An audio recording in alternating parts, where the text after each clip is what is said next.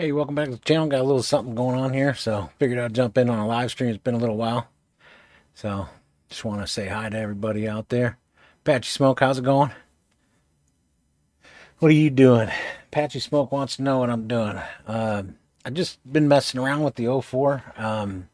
As you know, that I was gifted the Goggles 3 and this O4 light, and I got it into a 75 millimeter build. So I've been kind of playing around with that a little bit. And then I had a UDL build I'm going to work on. So I figured, you know what? While I'm here working on something, might as well jump on and say hi to everybody. Kind of a big thing. Also, we reached 7,000 subscribers. So the Propsoff family has grown over 7,000 now. So that's like pretty cool. Yeah, just kind of figured I'd jump in on a live stream. So what's up with you? I know today we have FPV Gaps and a couple other fellers down in Tennessee doing the tiny trainer race. I believe there was, don't quote me on this, but I think it was like 27 pilots signed up for that race. So it should be a long day. Thanks, Patchy Smoke. Appreciate it. Thanks for being part of the family. So there's a live stream going on Custom's channel for 5:33 for that tiny trainer race that's happening. That's going to be an all-day thing till I think 10 p.m. or something. They're going to do a whoop race afterwards. So yeah, let's jump over here to the bench. Well, what's up, FPV Gaps? Just got done talking about you down there in Tennessee, tearing it up, ripping the track. Double A, how's it going? Yeah, I figured I'd jump in on a live stream and show you guys some stuff here. So let me go ahead and jump over and make sure chat follows us.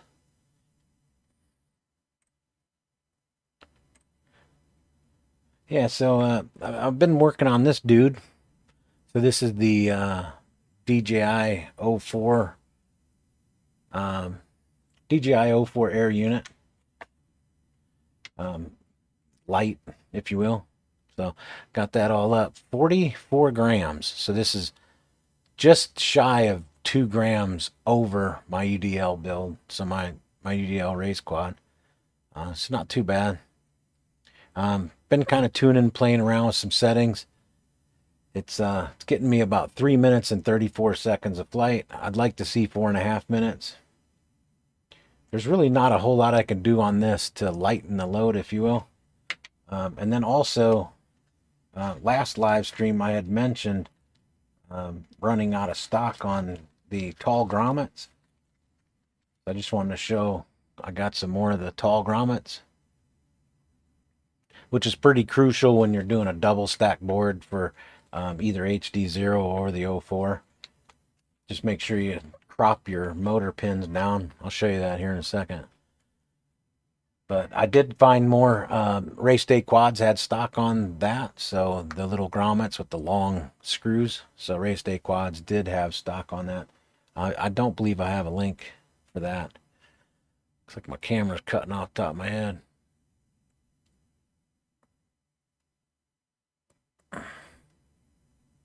There we go. Audio coming good. FPV Gap says he's retired. Don't retire yet. You still got laps to make. What's up, MFR? Matt? Out of the RC discount affiliate code. Oh, yes, I do have an affiliate code with them. It's down in the description of my Oddity RC unboxing video. I think it's a very small percent, but hey, you know, it all helps. The Oddity RC, so I have 2 of them running right now. The reason why I'm kind of advocating Oddity RC at the moment is because so far so good. So this is their 20 by 20 stack, and this is their all-in-one in the Super Duper with the O4 light. So both of them have no issues. I'm running the Oddity RC motors. I don't have a whole lot to say about them yet. They're super notchy, really aggressive 3-incher. The weather's just been absolutely hammering us. I mean, we've had like 20-mile-an-hour winds, gusts coming out, like just sheer wind gusts. Anybody in chat want to know more about those two quads, let me know. But yeah, I mean, as far as like a stack that's 30, I think at the time when I got that, it was $31, the 20 by 20 stack. So plenty of U-arts, plenty of stuff. And then also they have a barometer on it. So if you really wanted to go further with it, you can. Audio is loud and clear. Thanks, Apache. Appreciate it. So yeah, this little dude's been pretty fun. I will have to say that 04 gets really hot. These two coils right here, I mean they get really hot. It's gotten so hot that I've kind of been a little concerned about the TPU because it's really close right here. See if I can get that up close to you. You can see where the TPU strap comes into that screw, and then right there's the coil, and it gets so hot I'm worried that TPU is gonna melt. So far so good. It's not even quite shiny yet, but just means I need to fly faster, right? This canopy has like a 30 degree rake. In CAD it actually showed 30 degrees. I think I'm gonna jump in CAD and modify it and bring it more to a 20 because I just want more cinema rather than ripping. I don't know. I'm gonna freestyle rip it first. I'll probably be totally satisfied with the 30 and not want to do anything about it, but we'll see. So that's the 04. Today I'm gonna be messing with my UDL build. So I've kind of had some parts and pieces. So this is the Beta FPV 4-in-1 flight controller. When I hooked up this flight controller, I couldn't get it to arm. Just couldn't arm. I had to reflash a forward firmware to get it to work. So I'm curious to wonder if this one's going to do the same thing to me. Unfortunately, my 3-in-1. So in my videos for my beginner video that I was doing a 3-in-1 in that, and unfortunately, it smoked. So the motor plugs on that board were really tall, and I looked right at them, and I always check my motor pole to ground before I plug in a LiPo. I check continuity, but I failed to do the motor pole to ground, and unfortunately the pin, this one's actually not as bad. You can see the pins coming up from there. They kind of protrude up pretty good. See if I get that to focus. But those pins on the other flight controller were super long, and they touched the ground on the 04. Fortunately, it didn't seem to affect the 04. But that board is gone. It's toast.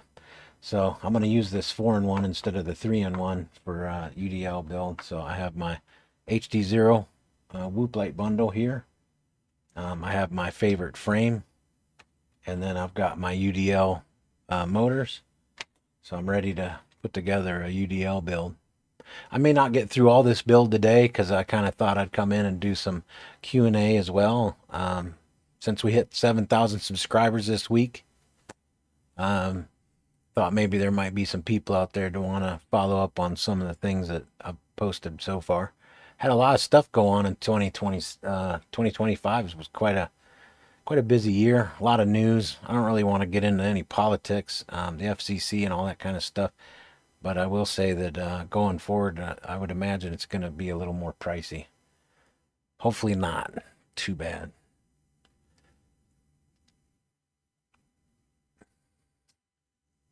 $2S, no, that's $1S. So my little DJI is $1S. So I run a 450 mAh $1S pack. MFR hit the like button twice. Better hit it one more time. So yeah. Yeah, I think this flight controller here, I'm gonna move my camera over here so I can see. Make sure my audio comes with me. So yeah, on this one, because it's the 04, you can see the antenna right here for my receiver, and then the VTX or the 04 transmission antennas here. I decided to go ahead and modify this antenna just because I have enough experience, video in my on my channel of modifying this on the MobyPick, MobyPick. So if you look at my MobyPick videos from years ago, removing this antenna and replacing it with a proper antenna, cut exactly at 32.8 millimeters is right where you need to be, and it just doubles the range. So you know the 04 is going to give me range. That little antenna with a built-in serial RX probably is not. So I went ahead and modified it, and so far it's obviously doing better, because even when I fly through like the back end of the house, I'm still at like negative 56. So I'll be modifying this antenna with just a little whip. What I like to do is put a good quality fine strand wire instead of this one. I'll probably modify that.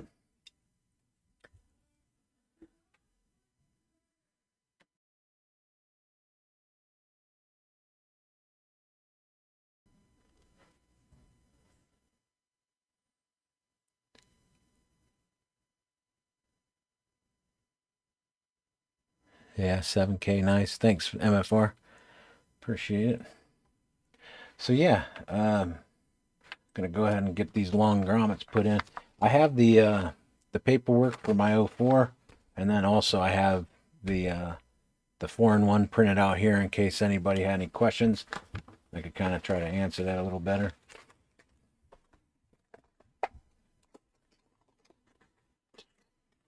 So go ahead and get things started on the 04.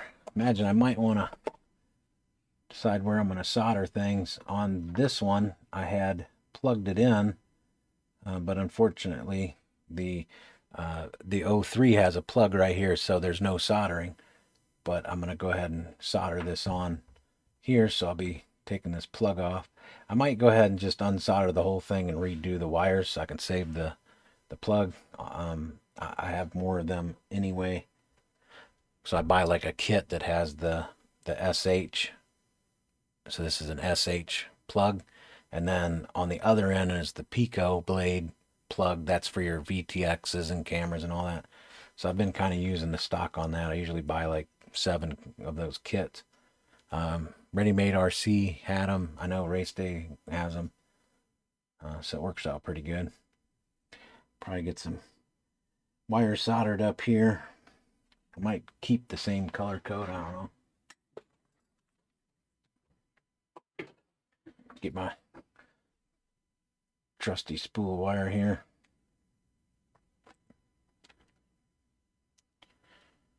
Yeah, everybody go over to Customs live stream 533 Tiny Trainer race is happening right now. Go over there. Give FPV Gaps a little hassle. He needs a little hassle.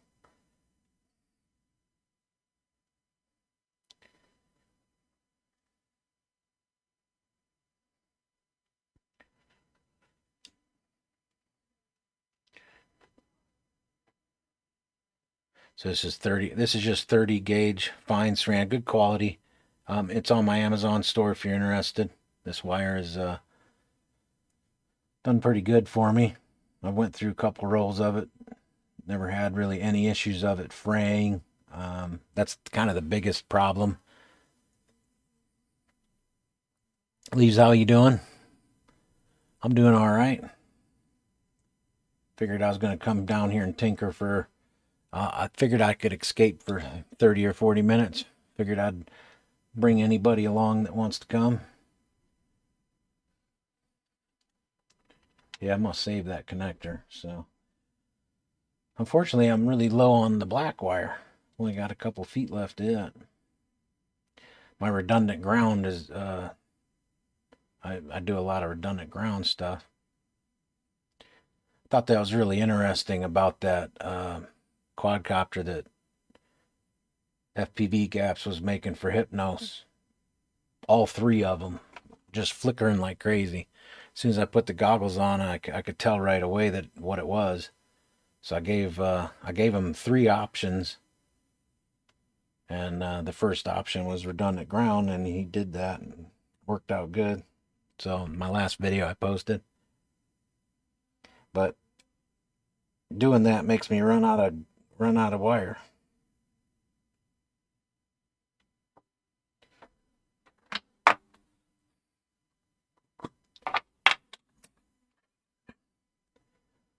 Here, I better get my stuff here. Like I said, I'm gonna put this off to the side, but if you guys got any questions about the Beta FPV flight controller, I got a schematic there we can look at. Talking about schematics, it'd be amazing if I could actually have, you know, the secret schematic where you can see all the traces and, you know. As an electronics field technician on the equipment that I worked on, I always had access to all the schematics. So I could see how many ohms and tolerances and voltages and all that kind of jazz. Hey, Pone, how's it going? Chilling here watching the stream. Heck yeah. King Cake, how you doing? Been a while since I've seen you. We were just on Nappy's live stream with Jeff at Weebleed, so check that out in post. Nappy FPV did a little interview with Jeff Gabowski, otherwise known as AKA Weebleed Man, Weebleed FPV. They do a lot of sponsorships, and so Nappy wanted to catch up with him. Pretty cool live stream today, wouldn't you say?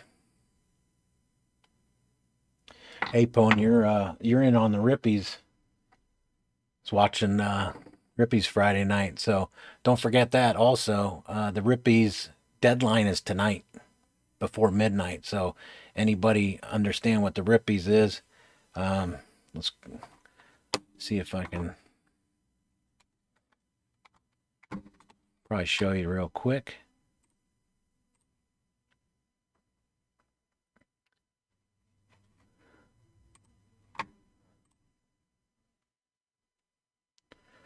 What is it, 2025? Or no, it'd be 2026 Rippies, right? No, 2025? I don't remember. Let me see here.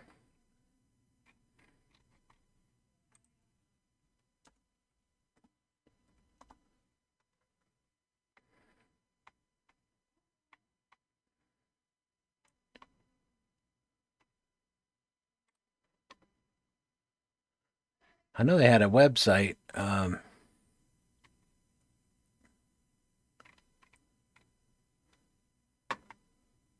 January 23. Yeah, they haven't updated that either. Well, neither here nor there. The Rippies in Discord. I don't have Discord on this computer.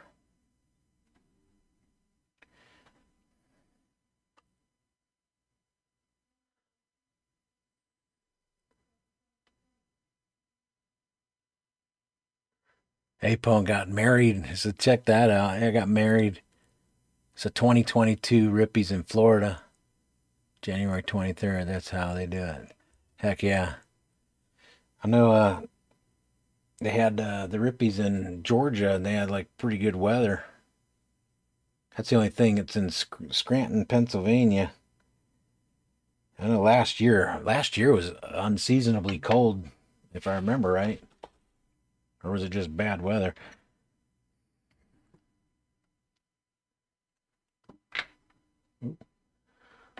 Melt my frame over there.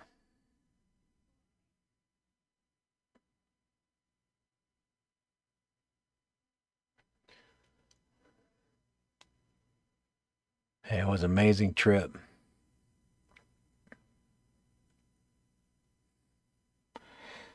Yeah, I'd like to make it to the Rippies. Not sure where the holler the only issue is going.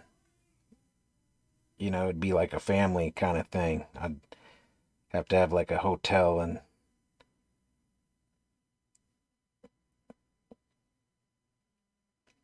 we usually do the IO, but I haven't done that in a minute. They International Open is kind of just fast race drones, you know what I mean? They used to have wings and helicopters and freestyle and all that kind of stuff, and since they kind of stepped away from doing all those other things, I haven't really done much with the IO. I go every year, but not a lot else.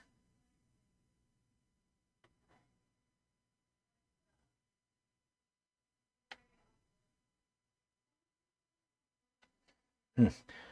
Ground wire don't want to absorb solder. Let's get a little bit of this flux on there. How about that?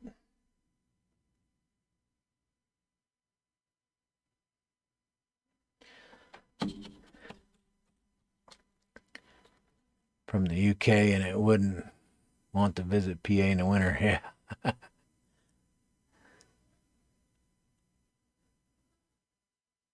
Train museum.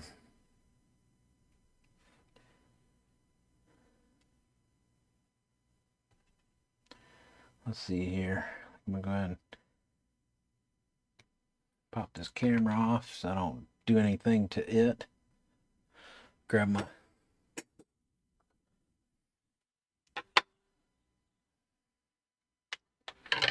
my steady little table I built for here.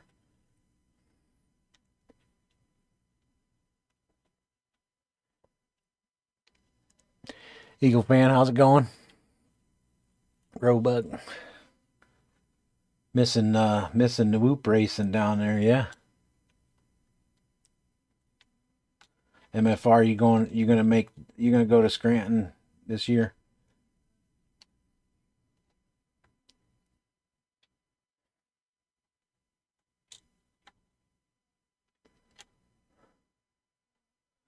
You guys you guys prefer this view, or do you want me to zoom in?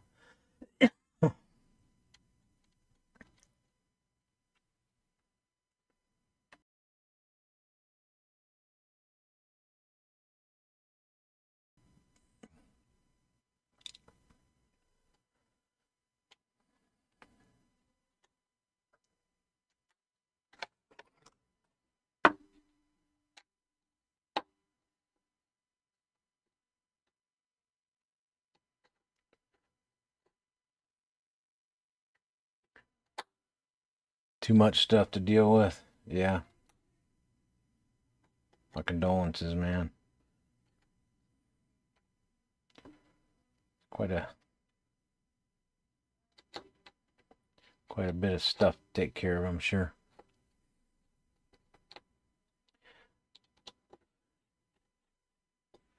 You guys, oh, I don't know if you knew. I put some thin Uma grip on the bottom. That way I can keep that sucker from sliding around.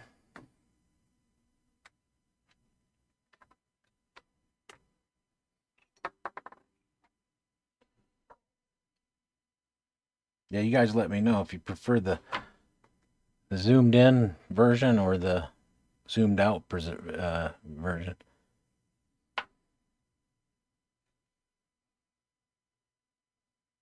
Yeah, I was looking at these pads on here when they soldered them on. There ain't a lot of solder on there. I'm only going to unsolder that because I'm going to keep that connector for future.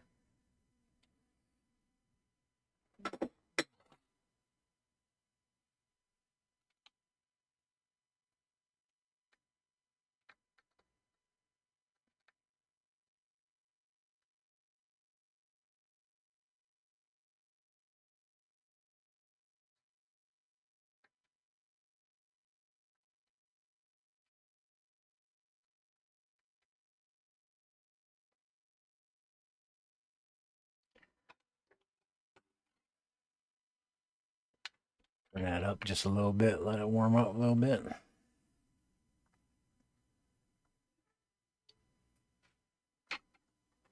Is anybody working on any builds right now?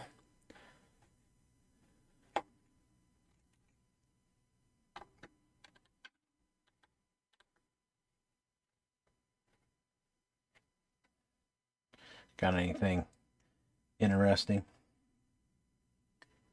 The T is on the white.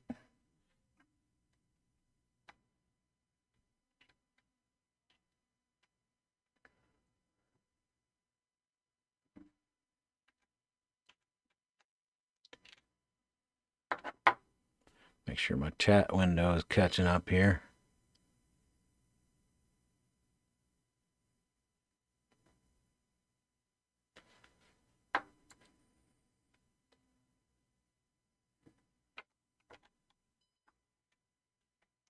Looks like my batteries are charged. I'm gonna fly some more packs on this this 04 unit.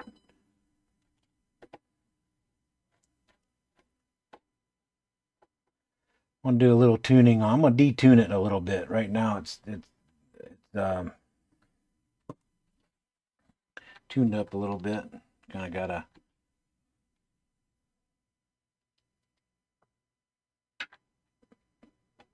just because I'm using 27,000 kV motors on that. It's wanting to be a little bit aggressive, so I'm gonna detune it just a little. I'm gonna play around with that later.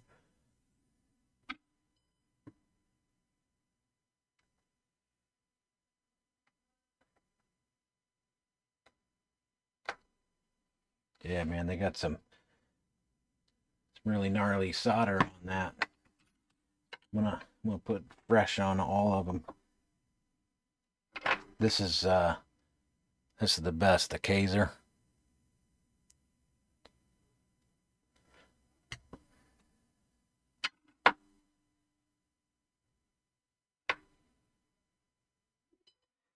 You know, building really seems for me sort of therapeutic. I just I like to take my time. I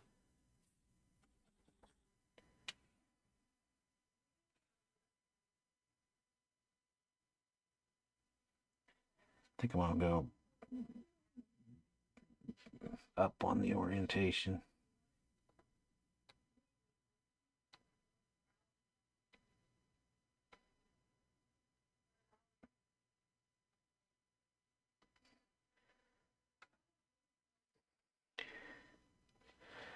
Have you tried out the X14? I recently got the Mobile 8 version 2 with the X14, and I have to say the VTX is very good. Still have to run props in on it frame, but I'm impressed. The X14, no, I haven't looked at that. Is that are you pretty familiar with 2S? Is that like, do you have multiple 2S 85s? I thought about doing an 85 2S on this, but because it's just shy of 2 grams more than my UDL build, I'm hopeful that I can just keep using all the stuff I already own.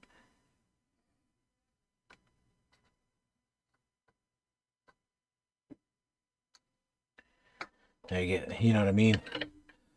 Keep the same battery and charger and all the background stuff that's needed.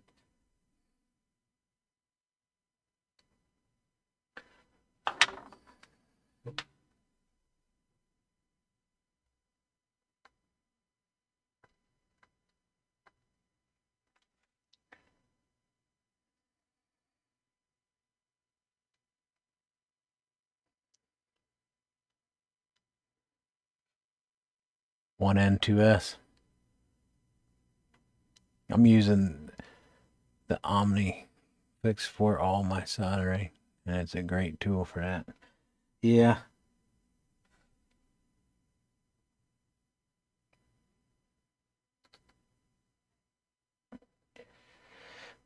I know That's that the little magnetized one, little magnet clamps. Is that right?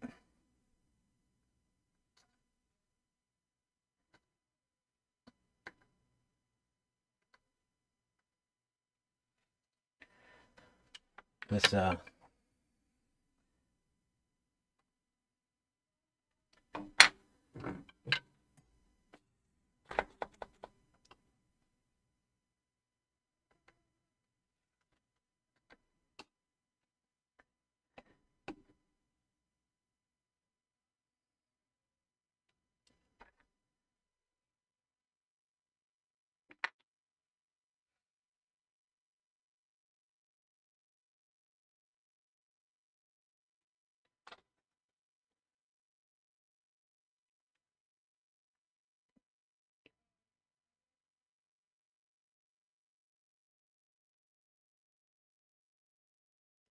so your 2S, you're running an XT30 plug, A30. Okay.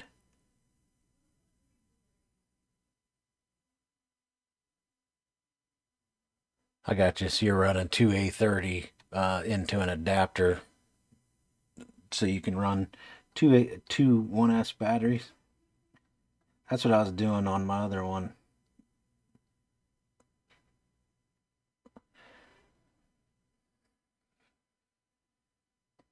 That's that you guys remember the Rex 80? Anybody here remember the Rex 80? That's the way it was, double stacked 1S, and then it had a little pigtail.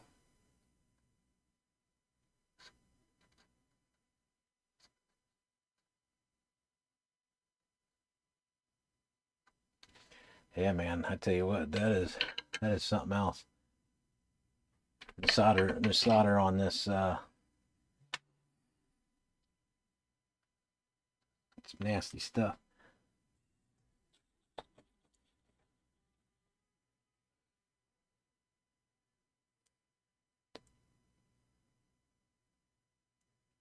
Yeah, that FPV Gaps got that soldering holder, the little helping hands. It's pretty cool. Kind of expensive.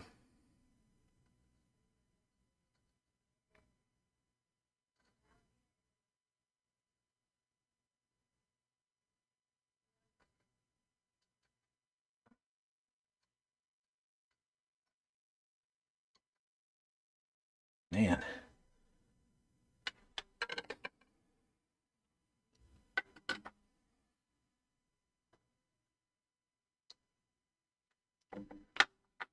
the pads on this thing are actually on the side of the board rather than have an actual pad, horizontal. It has on the side cut into the board.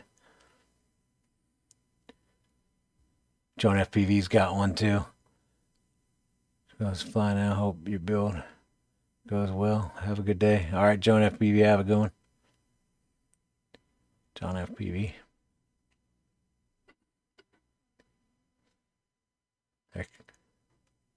Cascade pads. Yeah, the solder they use too it has a really high melt point.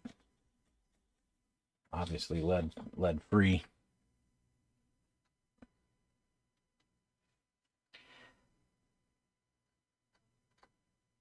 Just let my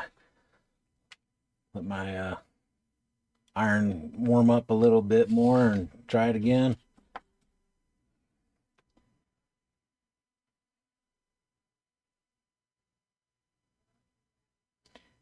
Don't like to let my iron get too hot.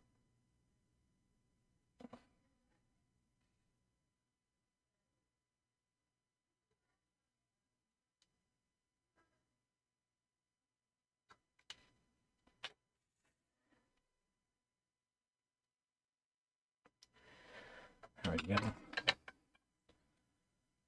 Check the other side, make sure no drippies.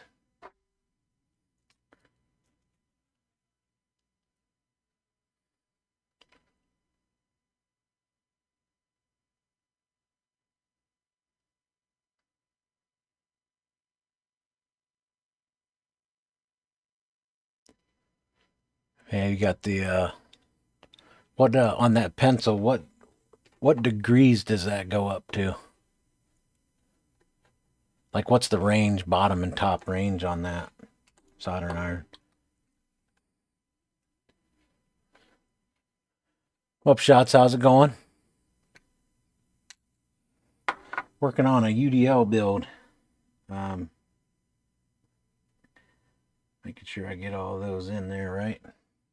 Yeah, working on a UDL build. Got a couple things. I was gonna answer any questions on the 04 light build that I just finished. I only got a few packs to fly on that, so I'm working on it too. Just figured since I was in here messing around with this UDL, I'd jump on a live stream.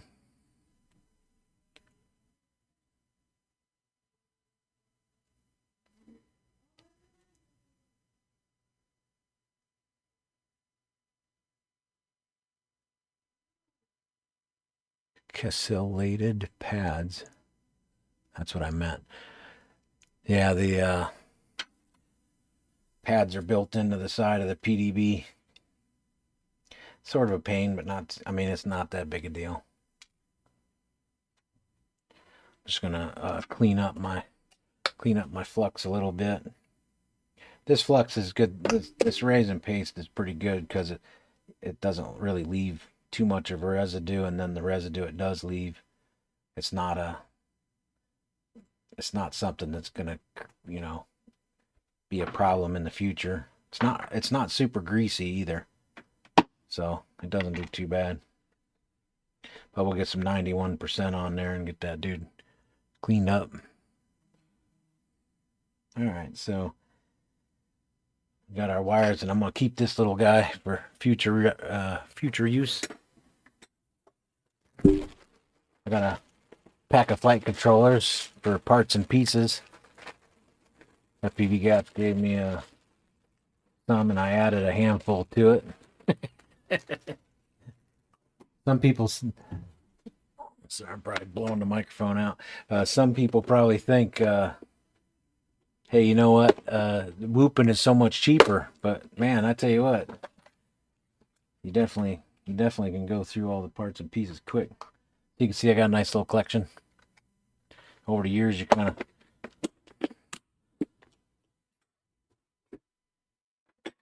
collect a bunch of stuff. All right, so that's done. East Coast Drills, how's it going?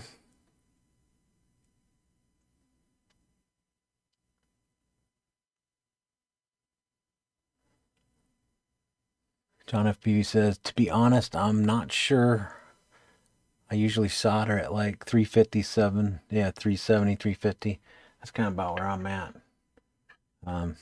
So I'll go a little lower when I'm just doing like little wires like that. Reworking, of course, you're up there. 370 is pretty good. Perfect. Leaves says he's got a TS101, and it's fine. Works very good. Yeah, I like that. I went with the one that I got because I've had it for so many years, because I can still get these. If it wasn't for my ability to get new ends, and then of course, you know, you go out and get yourself, you know, good quality tips for it. If it wasn't for the fact that I could get a hold of these extra barrels, I probably wouldn't run this iron, but it's just so cheap to buy the pieces and parts for it.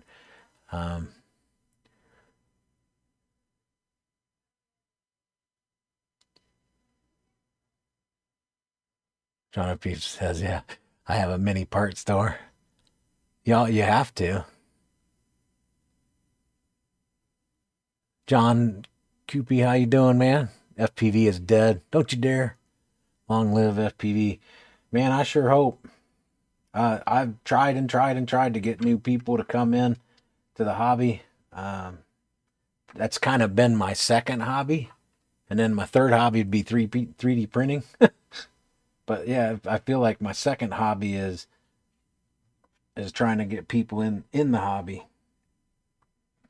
So I'm going to put this, well, first of all, before I go any further, I'm going to tell you right now, these little motor plugs. I do use the motor plugs just because it makes it easier to change out motors. But those pins on the 4-in-1 are ridiculously long, and I already burnt one out. Burnt out a 3-in-1. I'm gonna go ahead and take all these down a little bit. So bear with me. I should have done this before I started the live stream. Just make sure I keep track of where they all go.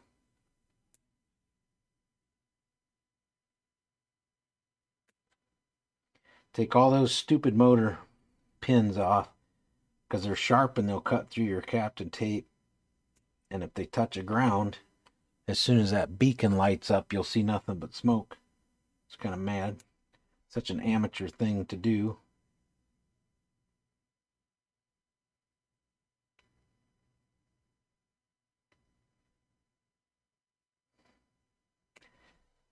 Just make sure you don't pop one of the resistors off.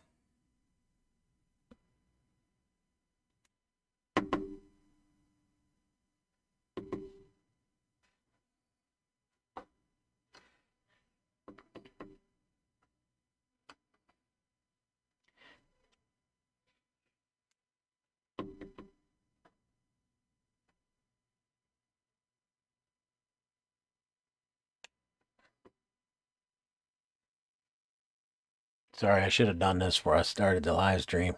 Kind of did a little prep first. Mupshot says he got so much repair work to do.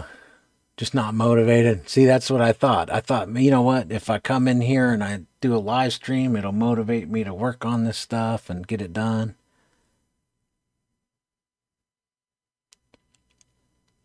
John F. says it goes to 400. Okay. That's don't really need much more than that.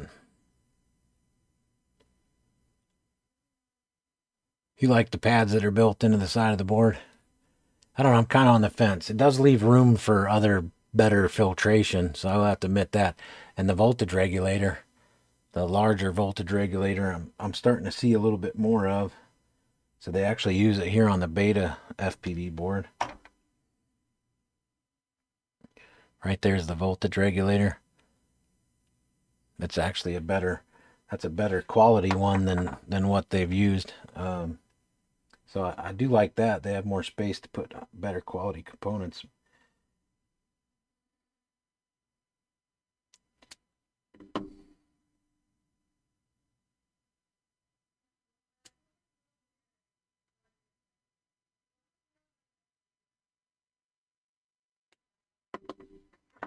All right.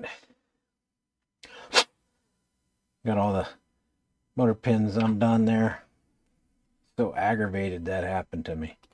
Brand new flight controller toast because of it.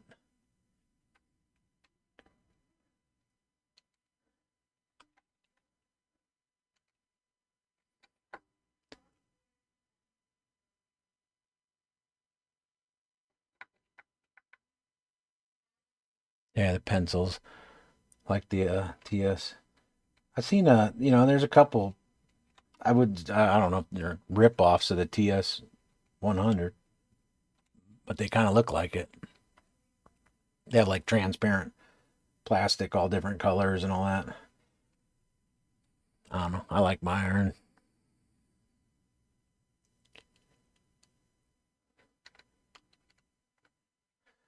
Yeah. Yeah, building and tinkering with drones and then trying to get people in the hobby. I used to stand out in front of the like we'd have a race at the fairgrounds, and I would stand out in the crowd, where they're walking by looking at all the other things. I would stand in the intersection where people had to walk by me, and I'd ask them. I said, "You ever seen you ever seen a race drone?" Of course, they're like, "No," or they said, "Yeah, I've seen it on TV." And then I'd show them mine and then point to where they needed to go to see it, just to like divert traffic into the place, because people would walk on by. They'd hear the noise, but they figured, I don't know, they thought like it was a private event or something. And then I'd have my sign at the park, like come ask me. I don't know. I'm 6 foot. Well, now that I'm older, I'm shrunk a little bit, but I'm 6'4" and not very approachable, maybe. So I got a big sign that is basically telling people to come and ask me, come check it out, inviting them to come look at the monitor.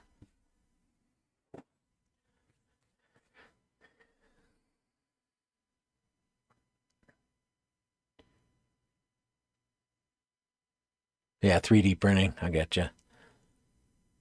Yeah, 3D printing is so much fun. And I've gotten a lot better at it as time's gone on. And then the A1 Mini that one of my subscribers sent me, that thing is amazing. I don't want to knock the Saval 01 that I got. It's just that the A1 Mini is like 10 times faster. So I can literally sit here and watch it print off the piece before I can finish cleaning my desk. It's pretty awesome. I don't like motor plugs. After a couple flights, the motor sometimes start to stutter. You have to wiggle the plug to get it spinning. Yeah, yeah. I didn't run motor plugs for the longest time, but I hate to say it. I'm kind of a tinkerer. Like I'll want to like take and move parts around on quads. I don't know why, and then the motor plugs kind of make it easier for me. I do before I fly it before I'm finished. I'll take this knife blade is actually dulled out. I've dulled the end of it and then bent it a little bit. So I actually push those pins. So like when you push the connector on, the pins actually slide up so they're not all the way in. So I'll take my knife and I'll shove the pin all the way in. That helps a lot. I've never not really had any issues since I've done that. But like when you push in the pin, the plastic JST connector just doesn't, it's just barely holding on to the end of it. So if you push that all the way in with like the tip of your X-Acto knife, really haven't had any issues since. All right, so we're gonna look at our schematic real quick. Let me make sure I got caught up with chat.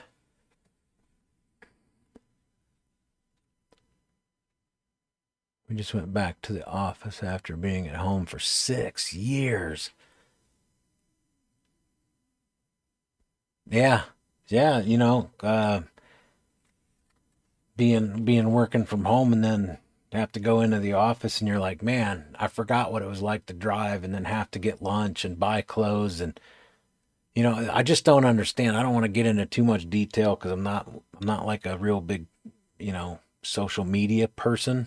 I know that sounds funny. That's probably sounds really dumb, because I run Propsoff to help people, but I'm not really a social media person. Like I don't share posts of me and whatever. Anyway, but it's very disturbing to me that a company would ignore the fact that they have the highest production, the highest morale, all these huge beneficial things to the business, and they just disregard it like we need everyone in the office. It's like if you have a couple people taking advantage of the work from home scenario, like fire them, because if your production numbers are high and your morale is high, why would you mess with that? So, man, 6 years finally going to the office, that's got to be something.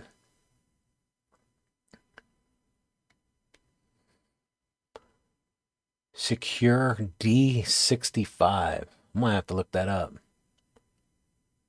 Squire Squire D65. Man, you're going to make me look that up right now.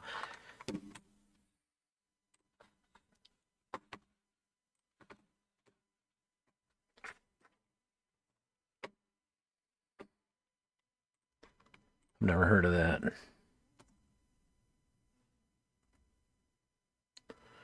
Is it DSEQ?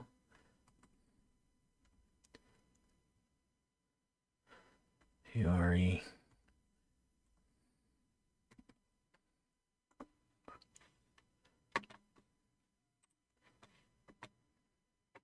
Okay.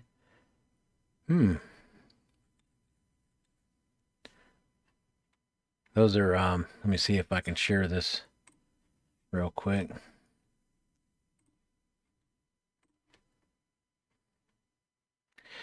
Hey. Got the wrong. I have my YouTube channel opened.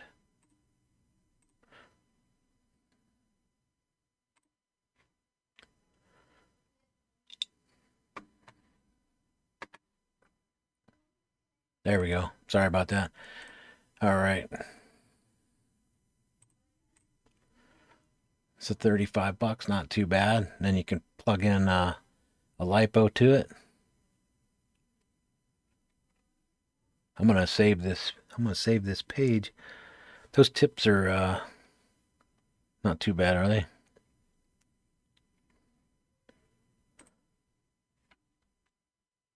So 13 bucks for the tip.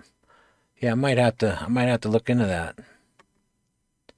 This one, I have one more barrel left on this one. The barrels aren't too bad. They're like $5 each, but it would be nice to have a field iron. I hate to say it. Um, I always borrow somebody else's iron in the field. I know. Don't be too mean to me. But yeah, I tend to use the iron in the field. Patchy Smoke, have a good one. Appreciate you coming in, checking us out. Yeah, John Coopy says, I have the opposite experience. Motor plugs don't usually give me much trouble. I haven't had that much trouble since I've done that, where I've pushed them all the way in.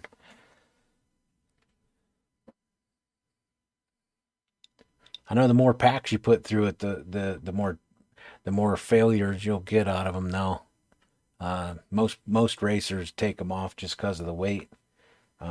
They beat up on me pretty good. You know, when I do my check-in, I put my quad on the scale, and everybody's like, "Man, why don't you loosen the load a little?"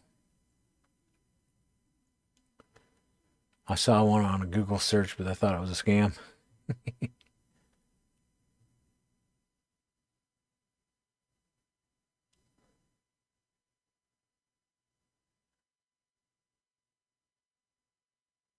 Yeah, back to the office. Yeah, that is kind of a sneaky way of doing a mass layoff because a lot of people are gonna be like, "No, I can't do this."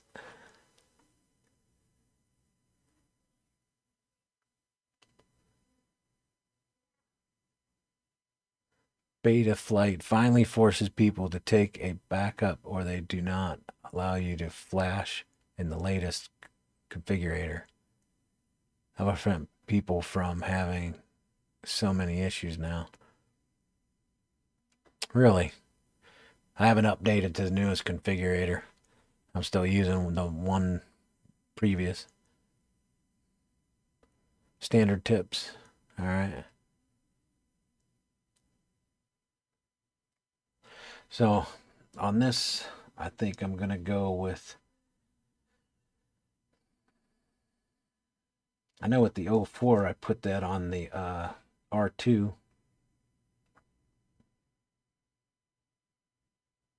I'll probably do the same on this one.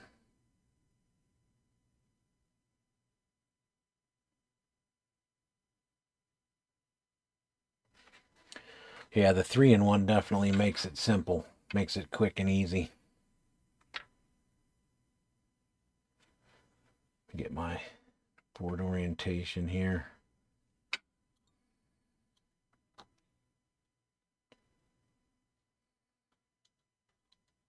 I like to make all the wires pretty much the same size.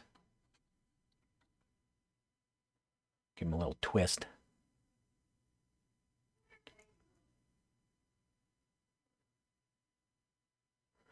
Yeah, yeah, there's quite a few of my friends that have gone back to the office and had like mass retirement happen pretty quick.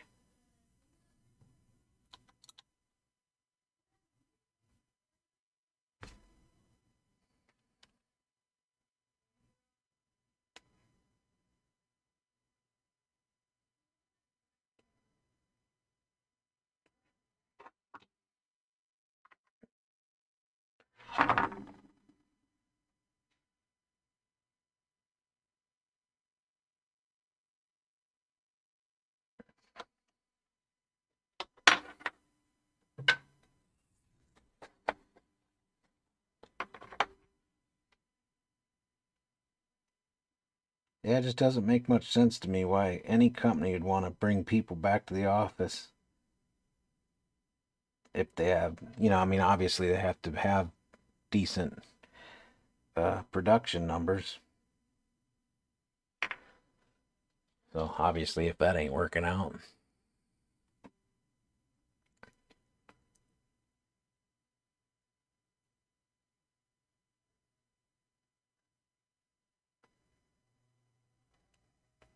that's pretty wild. Yeah, gonna force you into doing backups. Not gonna. Well, I mean, it's always a good idea before you do anything to save a backup.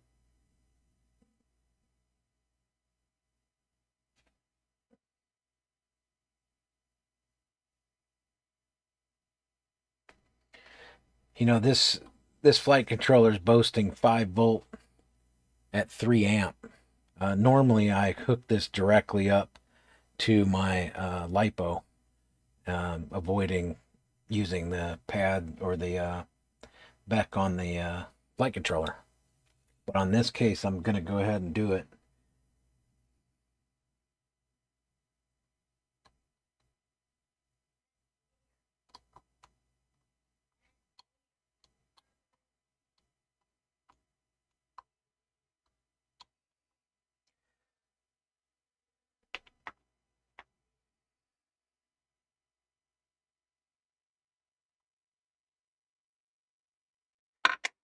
So we're going to go ahead and I'm going to run R2, and then I'm going to run the 5 volt and ground.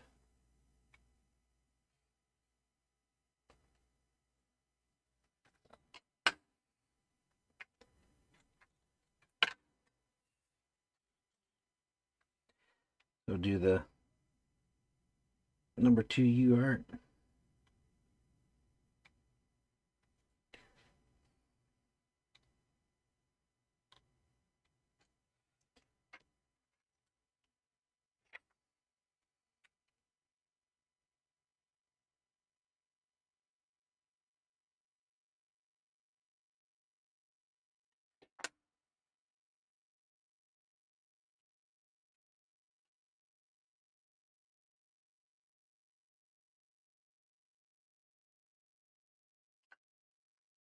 Need to get my ambidextrous skills up.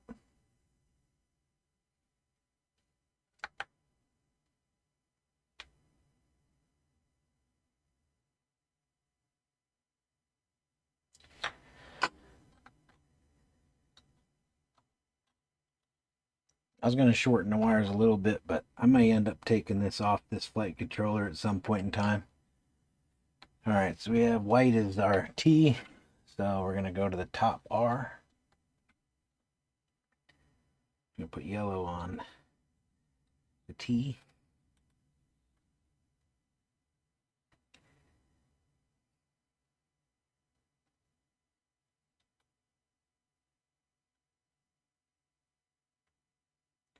I think I was going to take the antenna off of this and replace it, but since I have another one that I've already done that, I think what I'm going to do is I'm going to go ahead and leave it on there, just so I can get like a, just so I can get like a feeling of whether or not that's that big of a difference. You know what I mean? Let's pull this out. Probably run it underneath. I think that'll work out.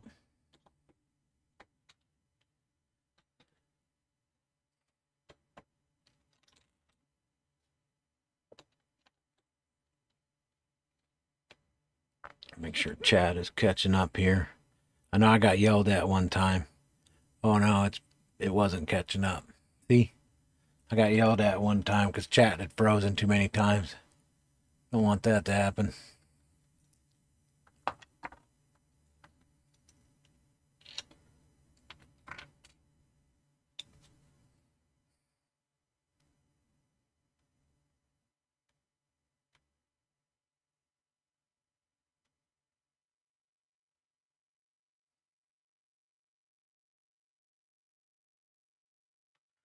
Yeah.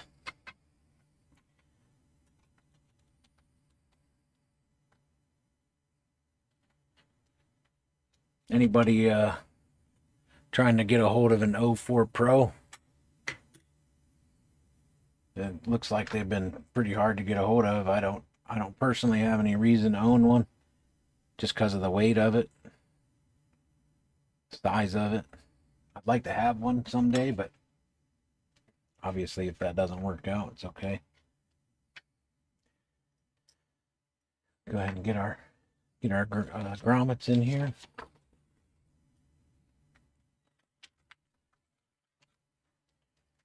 The only thing about this kit that I wasn't really happy with is these screws. They're long the way I like them, but the head on the screw is not very large, which is okay for what I'm doing. This application, it's fine because the Newbie Drone Goober canopy that I like to use,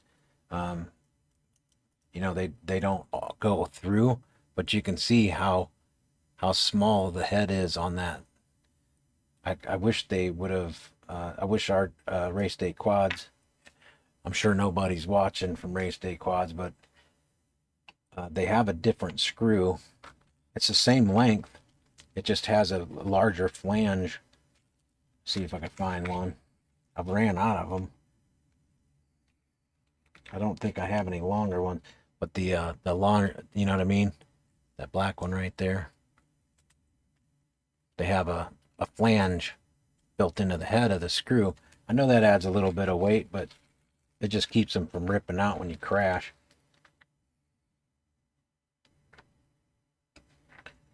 Makes it a little nicer.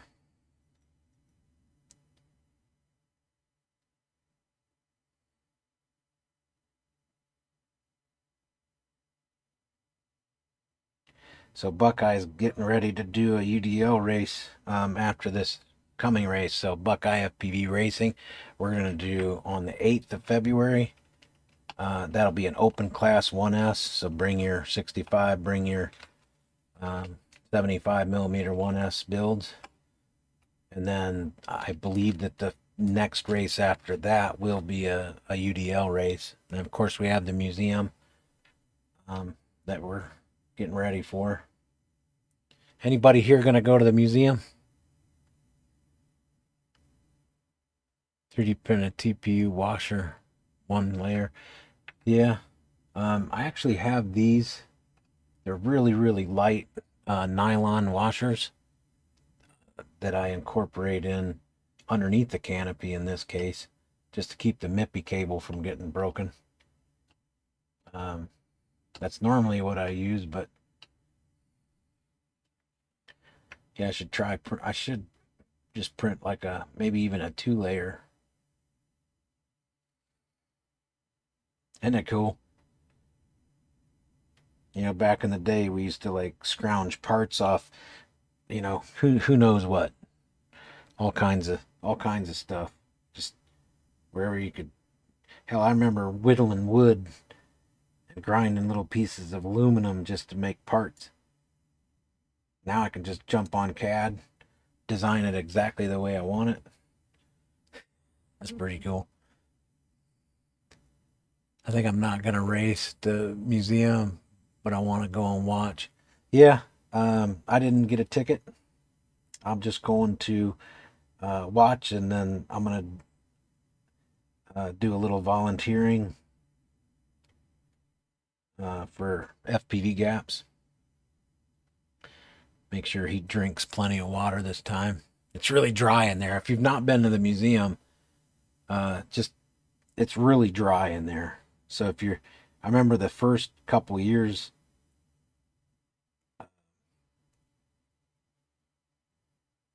I would get nosebleeds, and I'd ask the employees, like, man, how do you guys do this? You're here all day, every day, And they say that you do get used to it, but man, I don't see how. All right, so just gonna twist these wires up a little more.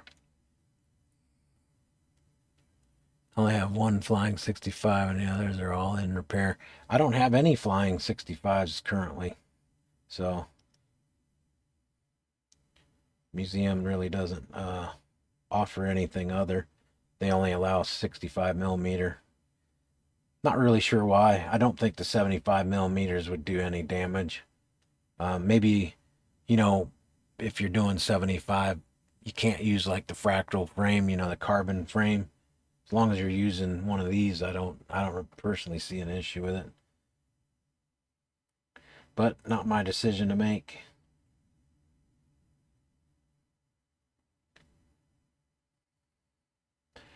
So now you can see with those taller grommets, they give plenty of airspace and whatnot.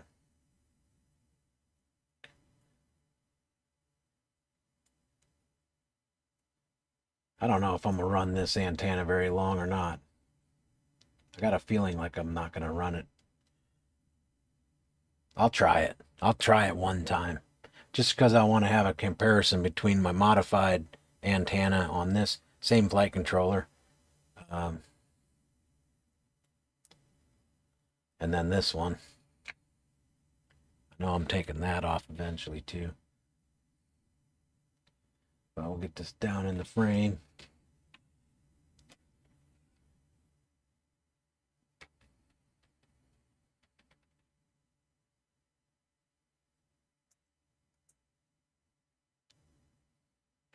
One thing I don't like is how so the direction arrow is this way, but they soldered the pigtail on to go this way. Like, I know I can rotate it, but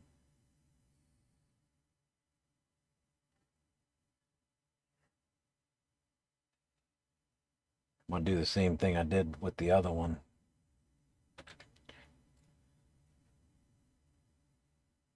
If it's like that, it's not long enough. The white wire is too short.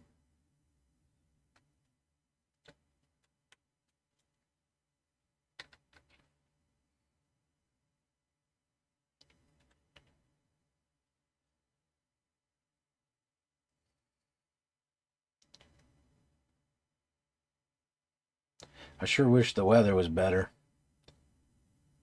Weather here has just been terrible. I know of guys that have moved to Florida because it's they lived in Michigan or Ohio and they moved to a place that we've had a lot of people move to Texas recently for some reason.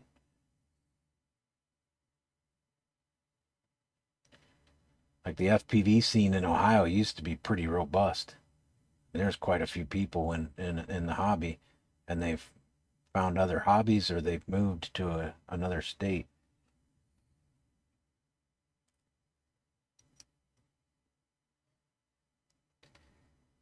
I know the weather's one thing. It's either freezing cold or windy and wet, and I don't know, just terrible weather.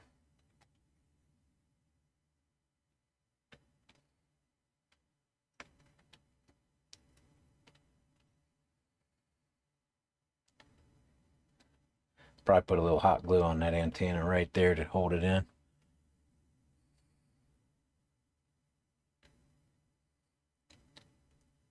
Hey, so how you doing? What's up, guys? Cool Bill. Thanks. Appreciate you stopping by. Hang out for a little bit. Just doing a little UDL build. Nothing crazy.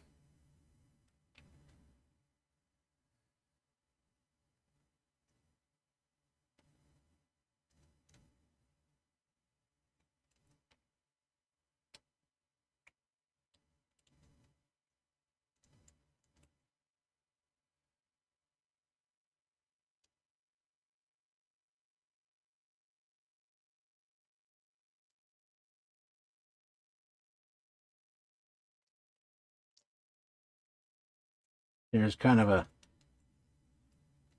thing about wanting to film something and then also wanting to see it.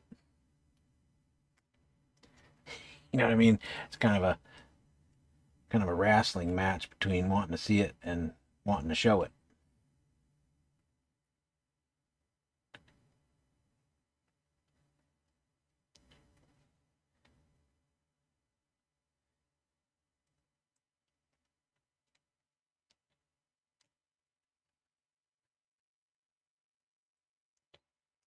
So yeah, just to keep that MIPI cable healthy. Best I can. I've been putting these washers underneath this canopy. The arms on that canopy, or the holes where you put the screw for the camera, just need to be up a little bit more. It's just not quite tall enough to keep the MIPI cable from getting injured when you take a nice full send to the floor, you know.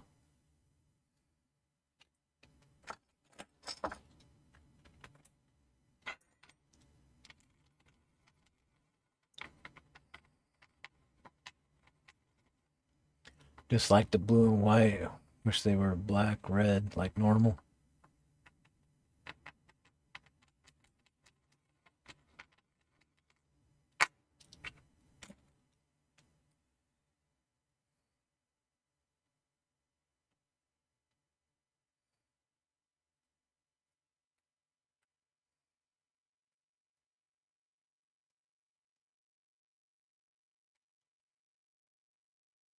Get one of them in there just a little bit, makes it a little bit easier. Then I got some purple props to go on it. Here's the motors. Got my UDL motors from Aerial Outlaws. It's got stock on them right now. Last I looked, anyway.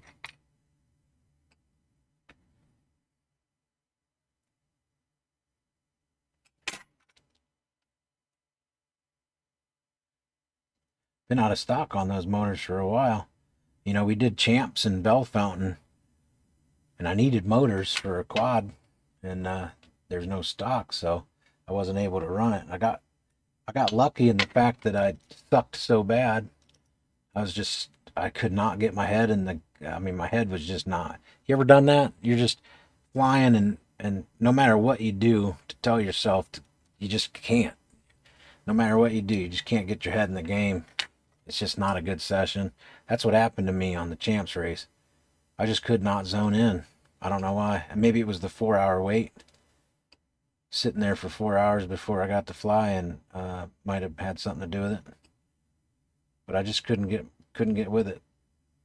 But because of that, I didn't break what I had, because I showed up with one quad.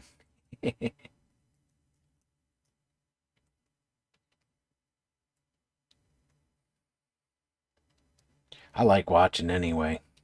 It's pretty impressive to watch some of these people fly so fast, so good at it, you know. I'm not jealous, I just like watching it. No kidding, I need to move back. I'm married to Ohio. Just put 6 packs into storage, leave them charged for a week, waiting for a chance to fly. Finally give up and stored them. Yeah, and that's something. It's a bummer. The weather, it's just, I don't know. It's just been really, really windy too. That's the other thing.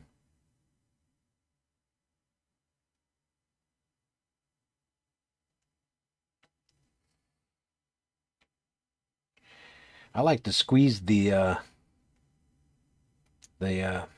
anti-vibration pads. I like to squeeze them where I like to have them. You know, where I feel like that's a good amount of tension, and then I just bring the head of the screw to that tension. So I don't really tighten them down.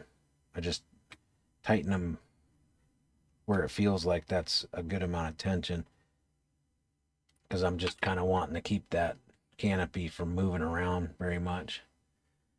All right, so I'm going to go ahead and do continuity check on this dude, make sure everything's good. And this time I'm going to continuity check the motor poles. Man, that really made me upset. Obviously, I shouldn't have an issue now, just because I clipped them before I put them in.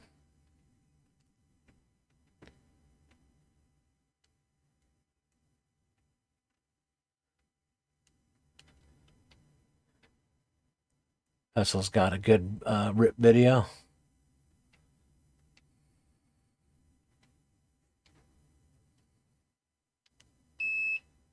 Yeah, I went in and watched all the rippies, and man, some really good entries this year.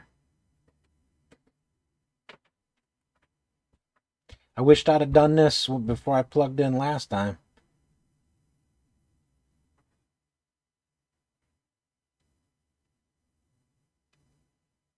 Would have saved myself a flight controller. It's such an amateur thing to do, too.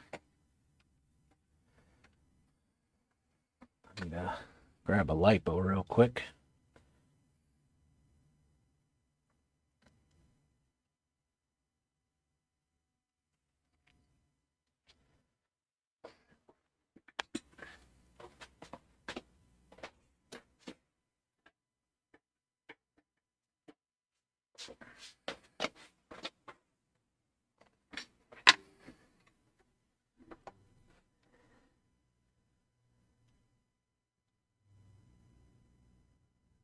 Yeah, I wonder if I'll have the same issue with this flight controller as I did the other one. It wouldn't arm. It said motor protocol, and no matter what I did, it wouldn't accept the motor protocol that I had placed in there.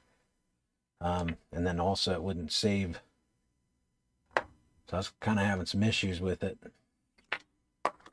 Finally just flashed it because the board comes with 4.5.2. So I flashed this one to 4.5.3 and then it worked. So out of the box, 4.5.2, it would not arm. Just couldn't get it to arm. It was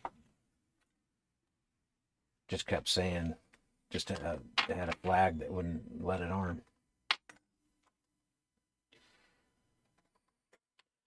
This is the most tedious part, is the motor plugs. If you could build anything you want to build, like if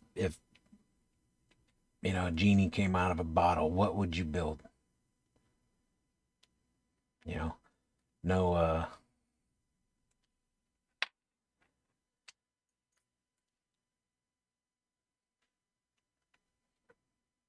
no budget kind of scenario.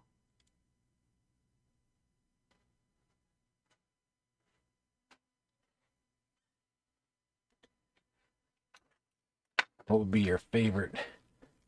What would be the thing that you would want to build?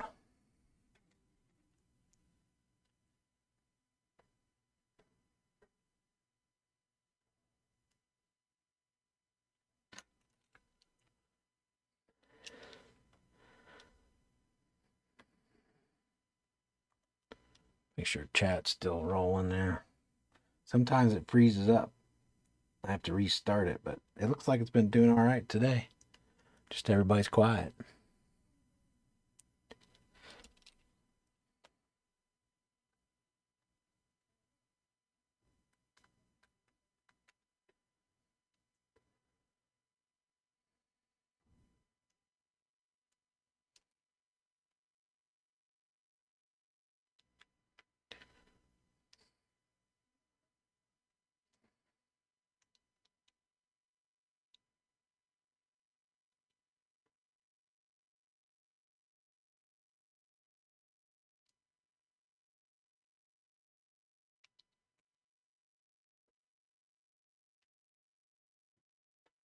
Yeah, I'm not really decided yet on LEDs for this. I thought about doing the 1206 LEDs, and then I thought about doing the Cobb LEDs. The only issue with the Cobb LEDs is you have to sew them onto the frame because the glue just never holds up. I crash way too much. Like I literally earned that. I I earned that challenge coin. Yeah, I just crash too much. So I end up ripping those cob lights off pretty easy. The 1206s, they fit right inside here on the frame. The only problem is you have to add a little weight with the resistors, because you have to add a 120 ohm resistor if you do two LEDs. You can get away with doing two LEDs on one resistor, but it's just unfortunately dimmer than what it would be. Ideally, you want two resistors, one on each LED, but I kind of got away with just doing two resistors with 4 LEDs.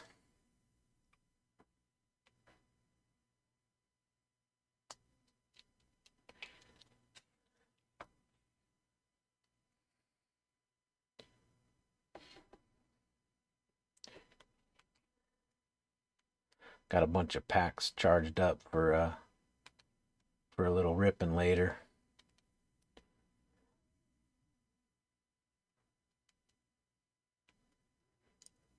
I don't see MFR in here anymore, but he's been twisting my arm trying to get me to go do a little downtown gorilla whooping.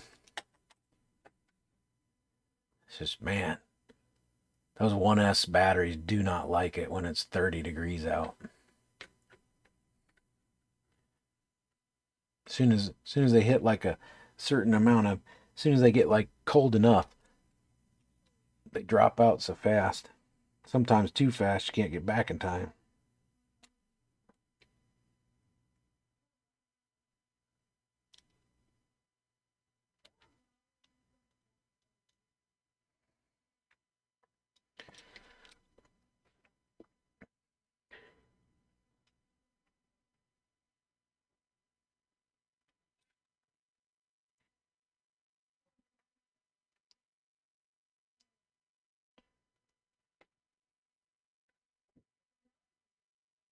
Haven't really thought much about what else I'd build.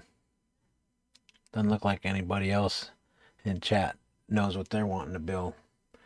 I think if money wasn't an object, or in the equation, you know, I'd have to build a 13-inch beast class. I've kind of always wanted one. I have a place to fly it. I've just kind of always wanted to. I just want to line of sight it, really. FPV is cool and all, but I would just like to. I'd like to fly at line of sight.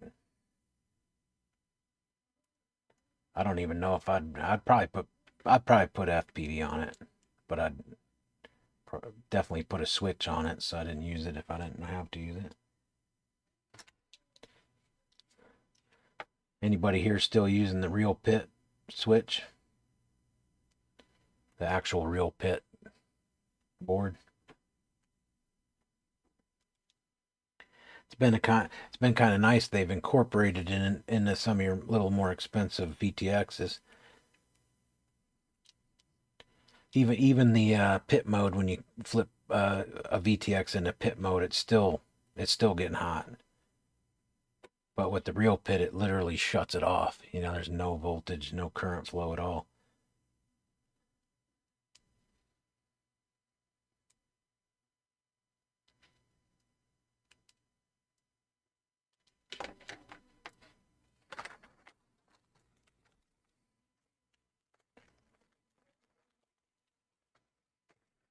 I've been saving those extra screws for so long that I've amassed a nice little collection of them. Sometimes you get two.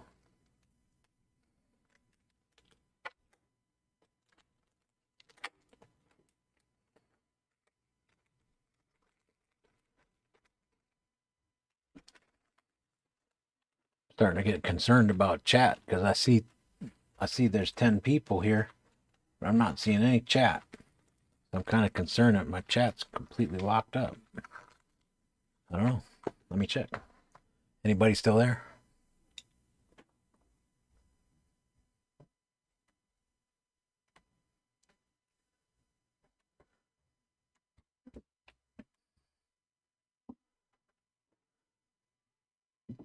Stream looks good.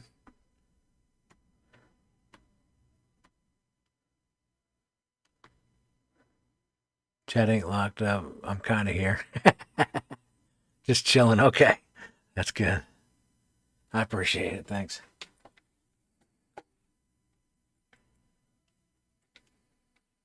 Yeah, sometimes I wonder if get like a good Q&A section going.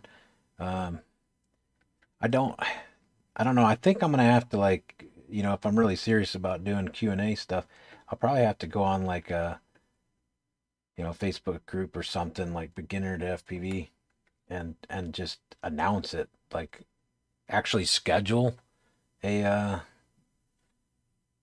a live stream because I never do. You guys catch me, but most people don't even know I'm streaming because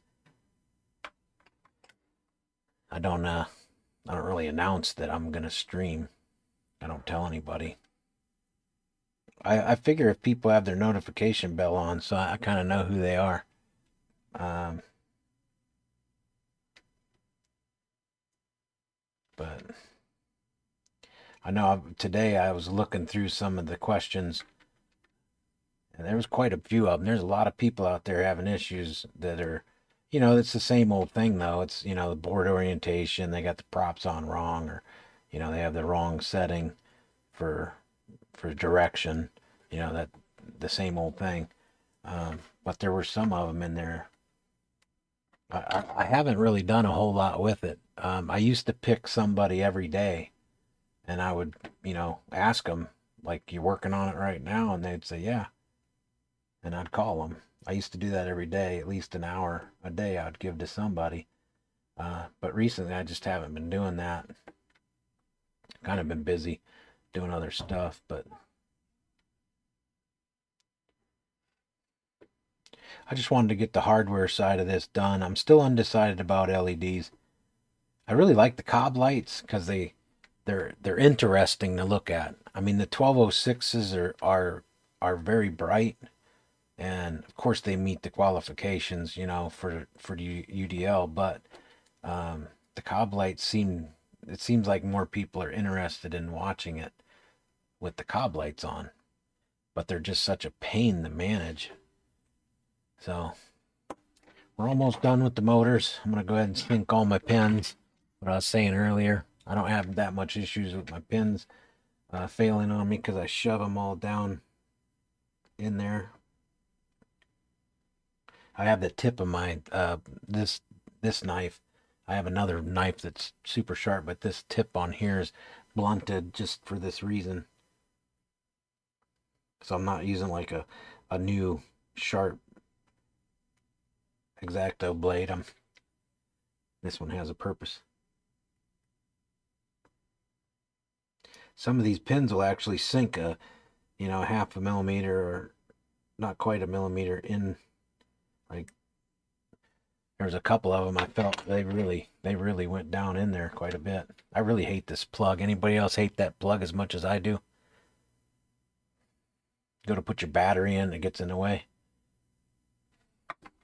All right, we're going to do another continuity check, make sure everything's cool.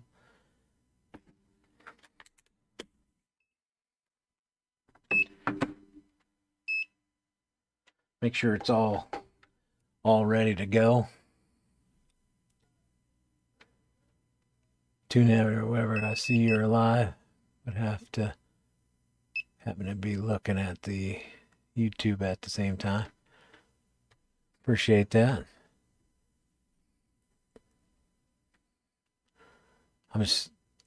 I'm sure to give you them watch hours, man. I appreciate that. I think that's important, right? Watch hours. I'm not sure anymore. YouTube has changed so much stuff with channels. Who knows what they're doing now? Hit the like, and I'm getting stuff ready. Slam Dunk to come over and shred the basement. Man, that's what I should do. I should call up somebody, have them come over and rip. It actually does sound fun. I haven't done that in a minute. Been kind of busy. I know I already did this, but I'm gonna do it again just because I'm still a little aggravated that I burnt that other flight controller up. As soon as that beacon chimed, she fried. All right. Solid blue on the HD0. Looks like we're all good to go. So all hardware is done except for LEDs. I still ain't decided. Man, I really like my 1206s. Anybody else using the 1206 LEDs?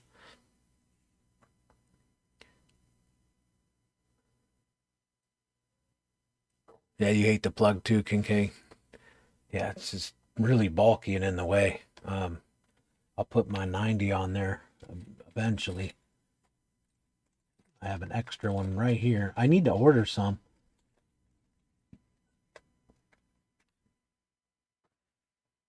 Kind of running low. I think I only have like one left.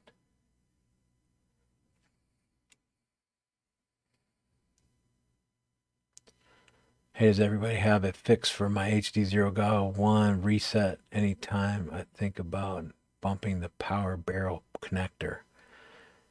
Yeah, the power barrel connector. See here. So this is,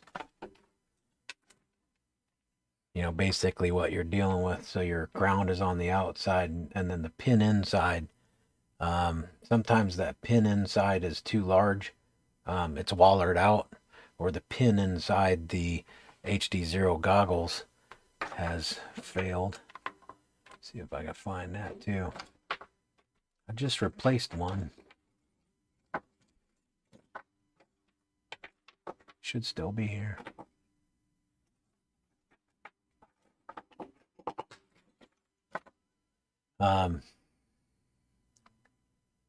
What I've done in the past though is the barrel coming up through, if it's wallered out, sometimes you can get away with just giving it a teeny little bit of squish to kind of give it a little more of an egg shape rather than round, and that way it'll bite in a little bit more. I don't have the other end of that, but and then also making sure that your ground is clean. The other issue it could be is the ground on the inside of the goggle that receives it. The barrel of the ground actually has a pin that goes down into. Let me see if I can pull up a video real quick. I'll show it to you.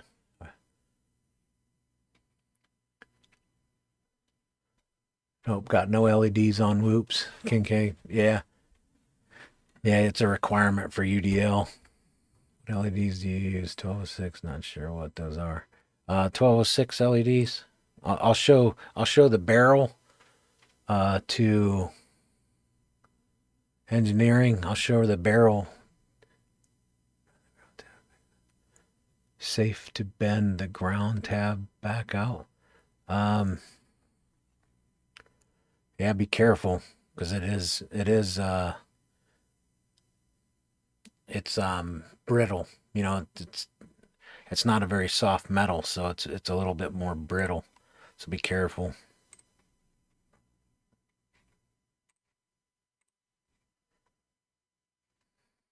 Let's go ahead and real quick here jump over the internet. Of course, I did it again because I was in the wrong mode. There we go. So I just did the goggle pair here.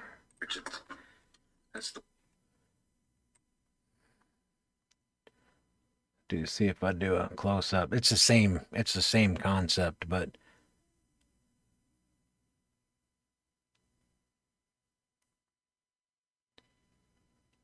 let me see here. I thought I showed the board flat. And now when we took it apart, we see that I don't know, is that, turn that volume off. I'm pretty sure I showed that power supply board. There we are. So right here, if you can see right here on the barrel, this is the active positive pin going down into the board. Sometimes right where that the ground, there's a ground and power. The positive and ground of that barrel is usually the issue. If it's not just a simple connection, maybe trying, you can buy these cables, you know what I mean, separately. So if the cable itself is worn out, you can replace that part, no problem. But also you can open it up, and then if you look in here, the ground strap might be cracked. So anytime, you know, if you dropped them and your barrel had pushed in on the goggle, that little ground strap that's going to the PCB could be broken, and all you have to do is solder it, give it a little more solder to reattach it, to reaffirm its you know, continuity. So that's what I would suggest, is just to go ahead and pull the goggles apart. If you can't get, you know, a little cleaning, a little adjusting, be very careful about messing with it too much, because like I said, that metal is really strong metal, so it's brittle. So if you try to bend it or flex it, it'll break. But you can also evaluate that ground part. And then you said, Nappy, what's up, man? How you doing? Nappy FPV. 1206 LEDs. So let me just go ahead and go out here real quick. If you go to, honestly, if you guys don't know it already, you can go into YouTube and type in 12, let me just say 1206 LED Propsoff. And there it is. Okay. So anything that you guys have a question about, I probably made a video on it. So you can just put in like a couple different words of whatever you mean, and then props off, and then it should pull a video up. But these are the 1206 LEDs. Now see, I put them on the back and the front of the quad because it kind of looked cool then, but I actually changed where I put them. I actually put them inside the frame. It actually illuminates the frame too. It's pretty cool. Actually, you want to see it? I'll go get the quad real quick and plug it in if you want to see what it looks like. Actually, I think I have a short on it. Let me, yeah, I do believe I have a short of what that looks like illuminated. And that's the cob lights. See, I don't know, man. The cob lights look really good. What do you think? Cob lights, or the thing is, the cob lights are such a pain that I tear them off. See, these are the 1206. Look at that. I don't know. I like that better. I'm going 1206. It's going to take me some time to build it, but yeah, I'm going to go with the 1206. What's your guys' thoughts? You like the cob lights or the 1206s? So that was the cob lights. Or I'm sorry, that was the 1206s. And then that's the cob lights. I don't know.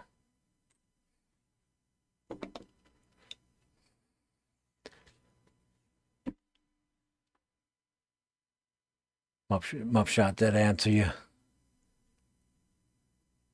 That's what I use apparently. Just didn't know they were, yeah, 1206s. Nappy says 1206s. Got two of those stacks. Oh, did you get that? MFR says you got two of those stacks. So did you get is that what you did? You went ahead and ordered the Oddity RC 20 by, remember this is M2 mounting. Let me say that again. M2 mounting screws. A lot of people don't like M2. I don't really care. I do have a fix for you if you want the M2 stack. If you got a M2 stack, but you have an M3 stack screw scenario that goes into the flight controller, I do have a remedy for that, and it seems like it's going to work out fine. But anyway, so MFR, you got two of those dudes on the way. Definitely let me know how they work out. We actually have that 20 by 20 stack in a 5-inch race quad 6S. That's going to be finished built here pretty soon. We should get to the field and rip it. And I'm interested to see if the thing can handle it. You know, we're gonna definitely put it. You know, if anybody in here knows FPV gaps, you know he don't play around when he pushes on that throttle. Since I only fly mostly micros, yeah, MFR, man, you've been ripping with the whoop lately. Tearing it up, doing pretty good, not getting any tail whip or anything. Kincaid, have a good one. Appreciate you stopping in and hanging out. Bend the ground tab back out. I think I answered that one already.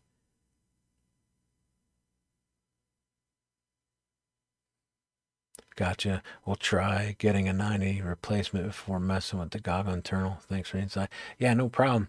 Um, yeah, I've had issues with that before in the past. And I've fortunately, my issue has always been the adapter plug. So I actually have like probably 6 of them running around. I keep 2 in my bag. I got one over there. I got another one over here.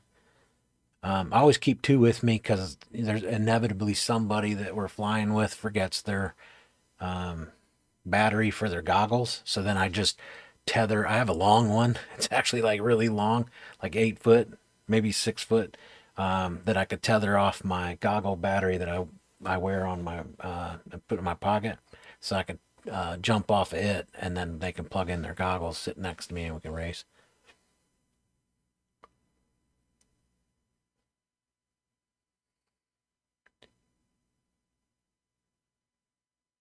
Yeah, so it looks like we got a lot more 1206 votes. So I'll go with the 1206. Yeah, we'll get some props on this dude. I'll probably fly him around a little bit before I worry about the LEDs. Just because I gotta have to, if I do the 1206s, see, that's the other thing. If I do the cob lights, I don't have to do anything really other than just go in here and tap into the 5 volts. Now I'm gonna do the 1206s. I'll have to take it all back apart and do that later. It is required though for UDL. You have to have at least 2 visible LEDs at all times, no matter what orientation you're in. Anywhere you are, in space, you have to have 2 LEDs visible. So I'll tell you what, this dude right here. Do I have my battery? Yeah.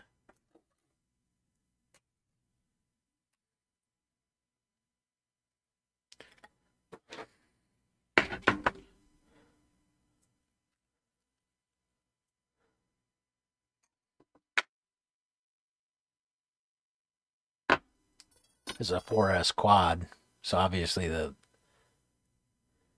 but the LEDs are gonna light up otherwise. With the studio lighting in here, man, I tell you what, with these things will blind you. I was flying at line of sight, and after I got done, I had like a dark bar in my vision. I like ruined my vision.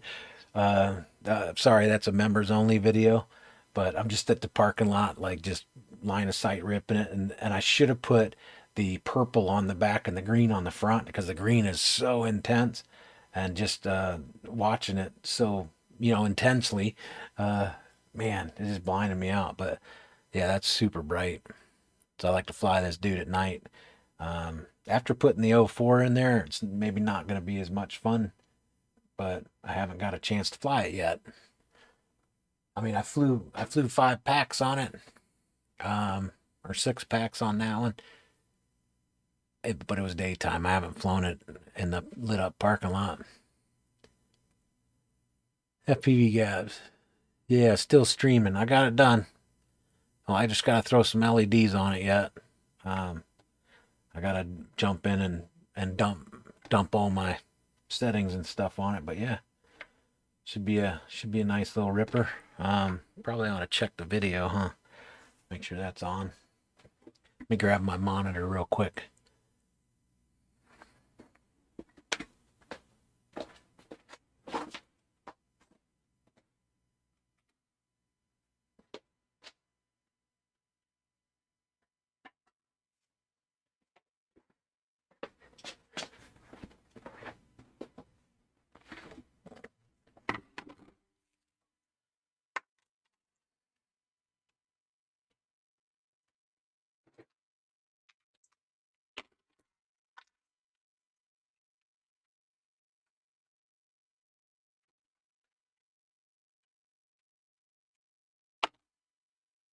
See if she's gonna light up for me.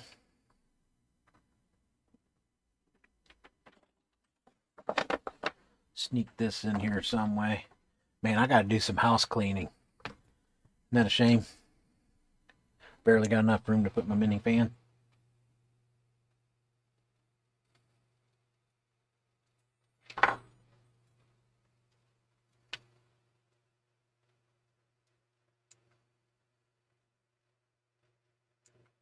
I haven't checked to see if it only arms, like it's low power mode or something. Might not even be on the right channel.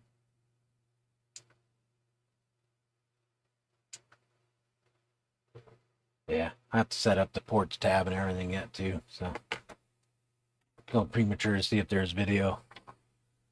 The other flight controller was already set up for the 3-in-1 is already set up for HD, but this is the 4-in-1, so I assume that this 4-in-1 is set up only for analog.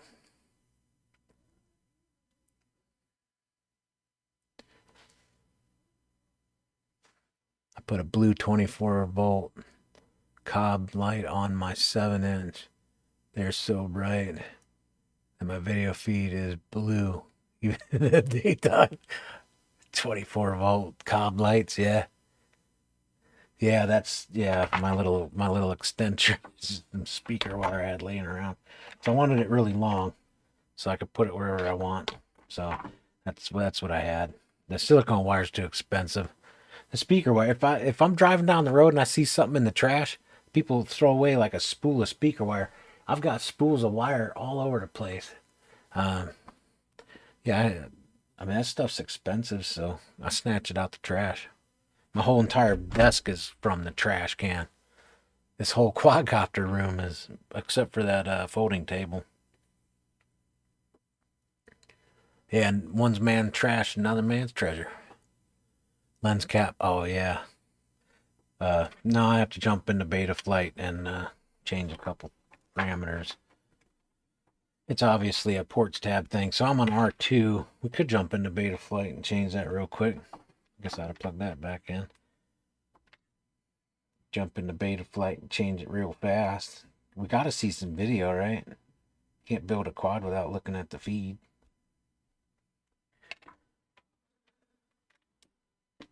Let me jump over here to beta flight. I'll bring you with me.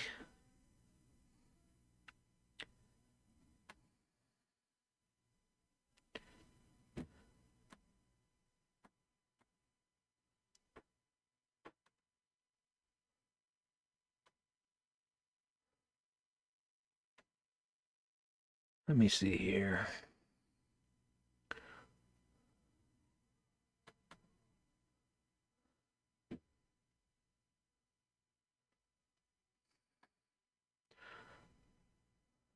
See if I can bring chat back into the equation here. There we go. So let's see. I'm curious to wonder because I had so many issues with the other one arming. Accelerometer. So motors tab. See, they already have it set up in here, and of course they have 14 instead of 12. So then, and then 6 is way too high. I'll go 4.5. Nope. UDL, I'm gonna go 5.2. Save that. Auto connect.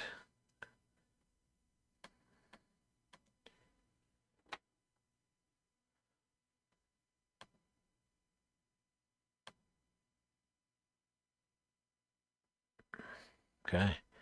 Ports tab, we'll go to 2. We'll go MSP. MSP display port, disable that one. Save that.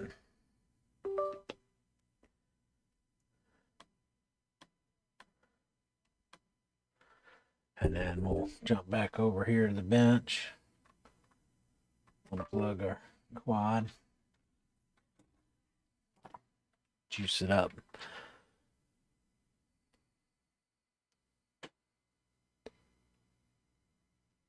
Yeah, no shame in dumpster diving. A lot of stuff, a lot of good stuff gets thrown away. It's ridiculous sometimes. I guess I should have checked to see if the device was ready, huh? There we go. Yeah.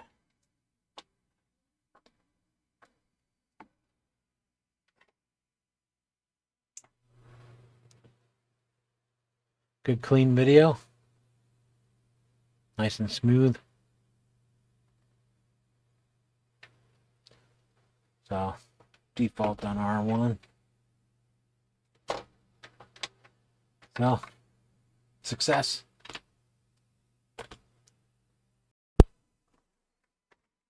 I think I'm gonna do the programming on the side just because it's there's really nothing to show. All I'm doing is just grabbing snippets because I saved a bunch of snippets, and I'm just gonna grab my snippets and put it in CLI, dump it. I'm gonna run totally beta FPV stock otherwise just to see how it reacts. So if a new person were to get a hold of it, that's one thing that frustrates me. I don't want a new person to have to flash firmware.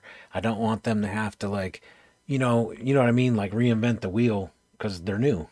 They should be able to take and fly it. I understand it's a part, an individual part, so it's a replacement for something else. But let's say you're a new person, you get that flight controller, they use it in a couple different bind and flies. It should be able to fly pretty much out of the box with minor things, but the other one I had to flash it. It just absolutely would not work. I spent hours messing with it and reflashed it. So, but I'll save all that stuff for later, and then the LEDs I'll build that later too. How's the Oddity stack doing? Would you buy one? So the 405. So that's this one here. I believe that's the 405. Yeah, is that 405? Yeah, yeah. I ripped. I got 6 packs in this one.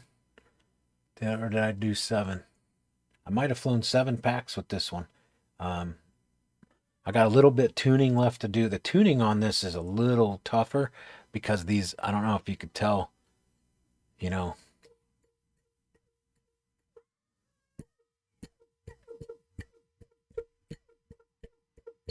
I don't know if you can hear how notchy those motors are. So it makes it tuning a little bit difficult. But yeah, that's MFR said he just snatched up 2 of them. I full sent it too. 450 foot. I just full throttle, 450 foot, 4S, with 1405. Is it 4800 kV? Yeah, 405, 4800 kV motors, 3-inch super aggressive 3050 props, full send, 450 foot, full send, no issue. And then all you can always tell if your quad's going to desync. It's kind of a maneuver that I like to do because you're close to the ground. So if it does desync, you've only got a couple feet to go, and you're not coming into the ground, right? So what I like to do is I like to basically kind of do a split S and then send, like power loop. You're sending it toward the ground, but as you get towards the ground, you up to the left. If you're gonna desync, it's gonna desync. That makes all 4 motors just go absolutely. You have 1 motor full. You have another one all the way off. You have 2 that are like full and then off. You know what I mean? So if you look at Black Box, if you do that maneuver, it's as aggressive as it can be on all 4 ESCs. So if it's gonna desync, it'll do it. And I did it so many times with that quad and had no issues at all. Running pretty much stock. I had to just take the master slider down a little bit because it's 3-inch. It was a little bit floaty, so I had to drop that a little bit. But other than that, it's been pretty solid. But please keep in mind that the weather's been garbage and I haven't flown it, but just that 2-day session. I flew at line of sight when I first I first armed it. Now I have air mode on a switch. If I didn't have air mode on a switch, on a momentary, it would have mooned on me. It was wound up way too high. Their PIDs are way too high. So pull that master slider down when you first get it. But yeah, when I first started flying, I turned air mode and was like whoop, whoop, whoop, and it started to just go. So I disarmed. Fortunately, it didn't break anything. It hit the ground, But so I detuned it a little bit. The other stuff was on stock. Didn't really mess around with too much of that. Just pulled the master slider down. I think at stock it was like 1.15 or something crazy. But because it was on this light 3-inch.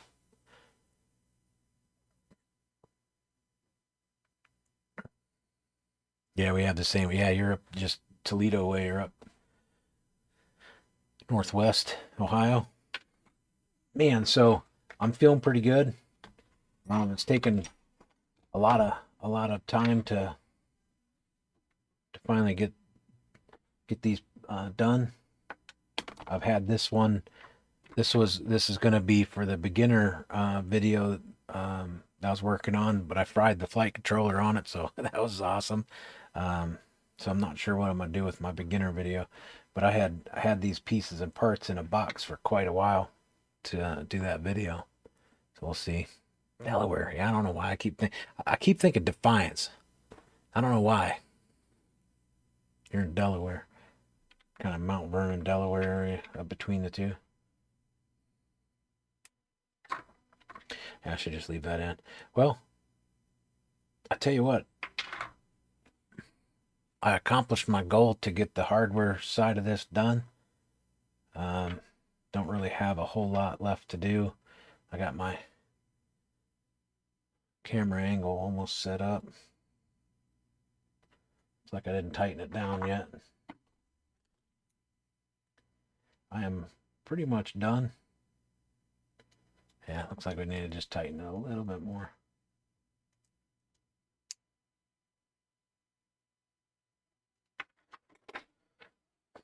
So anybody have any questions? Anybody have any scenarios or anything?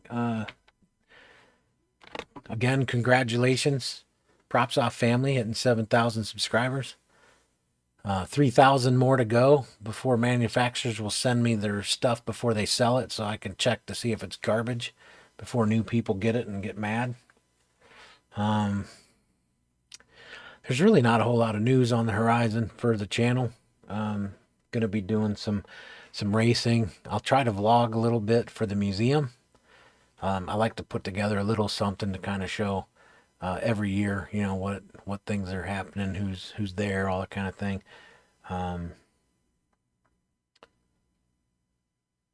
Yeah, UDL race. Don't forget the Rippies. You got to vote tonight. Midnight's deadline. So go check out the Rippies on Discord. FPV TV. So I'm gonna go make some dinner and feed the animals. Make sure chat's catching up with us. All right. Well, hey, I appreciate y'all stopping by, saying hi, hanging out. We'll get some more footage of these two guys. This is I don't want to get too overzealous because I haven't flown it that much, but man, is that something. Man, is that something. It's really, really clear. It's really zoomed in though, so I've yet to decide whether it bothers me or not.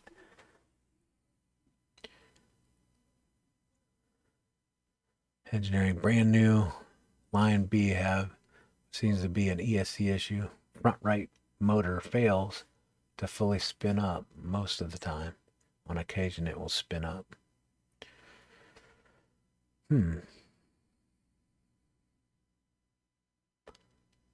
So when you arm it, you're talking about that first initial arming. What size motor is that? Not real familiar with the Lion B. Is that a newbie drone product? Adios. Hope you see you at the museum. Yeah, definitely going to be there.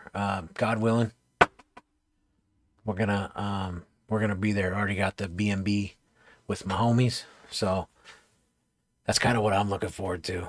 I ain't racing in the museum. I'll be there. I'm gonna help out gaps and stuff, but I'm looking forward to the hanging out with the homies. 1202 motors.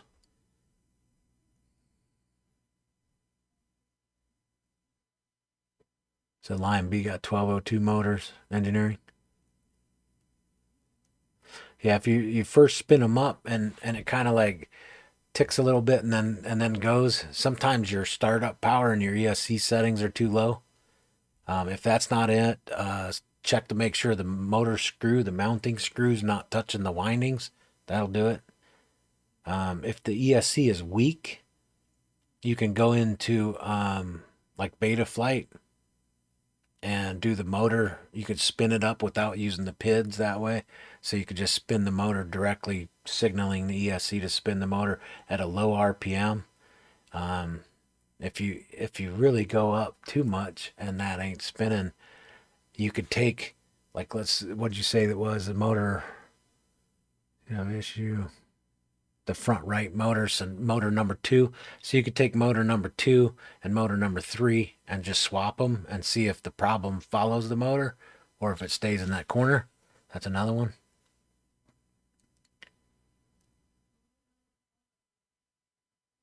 Oh yeah. Yeah, when it spins up it works fine, flies. Yeah. Yeah, if you have a weak ESC or you have just a weak motor or you have binding bearings, I do for my whoops. So all of these motors have a little nylon bushing.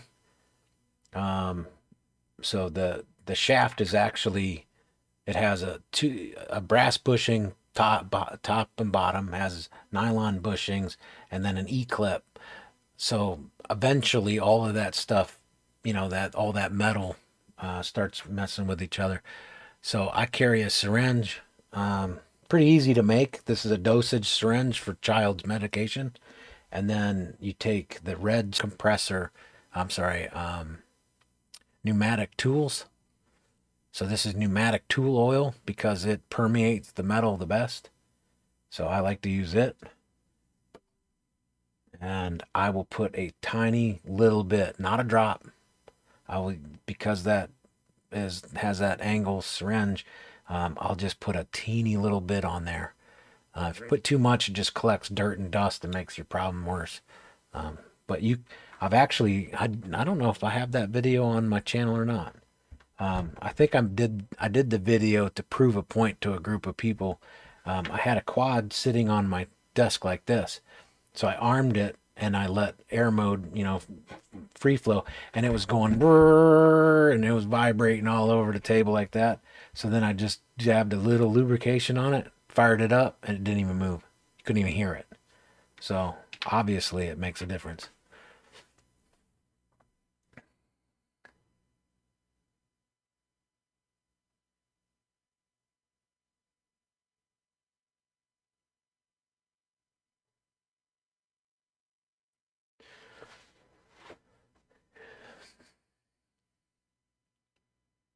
Leads in, see if the problem follows the motor. That's how you can tell if it's a motor or an ESC. Kind of the best way. I also have a video on my channel of how you can check whether or not you're getting the correct kV out of your motors. Check that video out too. I just sometimes you got a pile of motors and you're like, man, is that motor any good or is it bad? And if it measures the right kV per the video on my channel, then you know it's good. So don't throw it away. 1206, 11,000, 1202, 11,420 kV. That's an interesting motor. I'm not like a huge fan of 1202s.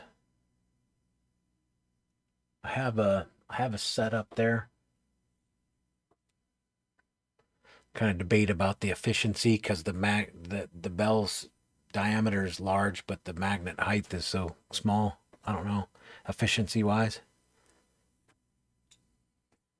Haven't tried them though. I'm not unfamiliar with them. The kit came with 6mm screws. Dug into this kid for 4. Yeah, that's another thing is just making sure that when you look at the mounting screw, make sure it's not going up into the windings. So the windings are right at the top of the mounting holes in the motor. So if it might not be going all the way into the, you're looking at the copper windings on this motor. The screw doesn't have to go up and touch those windings. It's actually the windings coming down right there that are over the mounting hole.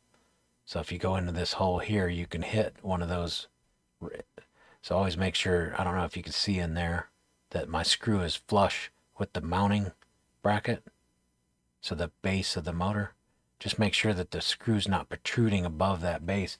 That's normally what people get in trouble with, too long a motor screw.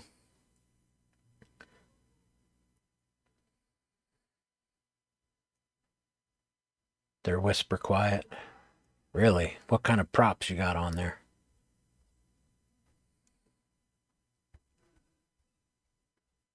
The Lion B is heavy 1S, same as the Recon 3. You're gonna make me look it up. I guess that's easy enough. I can just go in here and look it up, right?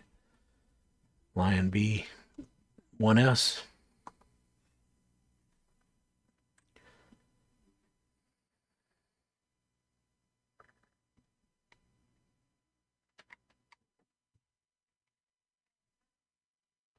Maybe they sell this as a long range. 159. Not too bad. Well, can you put a 21-700 in there instead of a 18-650? 21-700 battery. Man, has that got a lot of gusto. 32-bit ESC, really? That's an interesting looking quad. Are you using the tri-blades that they sent with it? Whisper quiet, huh? I don't know if you guys are familiar with this one. I haven't flown it in a while, but this is the baby toothpick. It has 1S motors. Mugga Chucka, one of the guys I used to fly with. He hasn't flown in a while, but he got me in on this because his property was small enough that this quad would make his property seem very, very large, and it was super fun to fly. That's pretty fun. Little 1S. This frame's really, really heavy though, but these are very, very quiet. I just like to have a lot more punch. I'm kind of spoiled. Like I want to go over that water tower faster, you know. They seem snappy. I know that these motors are quite old, and they've probably gotten very hot, so the magnets probably aren't as strong. So, yeah, maybe I'll get lucky and somebody will be at the field flying one of those. I could check it out. 118 grams. That's all up weight, 118. Jim Fan Hurricane 3023. Wow, really low pitch. You know, I think these are 18s.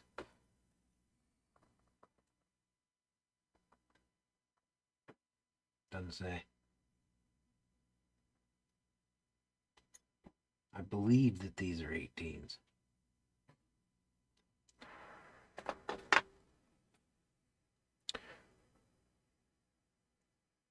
Don't like the V4 frame. So this frame you don't, or not that one. You don't like the V4 frame? Or no, that's a V3. Is that right? That's V3. No, that is a V4. I like it because the ducts don't break as easy. They bend. You'll get like a little white crease where it bends. The only problem is the battery tray breaks, and then the back and front standoffs will break. But this one, the Beta FPV, I haven't tried out their clear one. I've flown ones that were color, and the ducts just broke too easy. You know, by the time I got done with a race, I'd have so much tape on it, it would weigh like 5 grams more. Yeah, it's up to 20 minutes of flight time on a 3,000 mAh. So can you imagine? Yes, a 21-700 has been done. Got 23 minutes of flight time. Really? Because I've got some 21-700 5,000 mAh. You know, it'd be kind of cool to put a little 3D print together and run a 21-700 underneath this thing. You got me thinking now.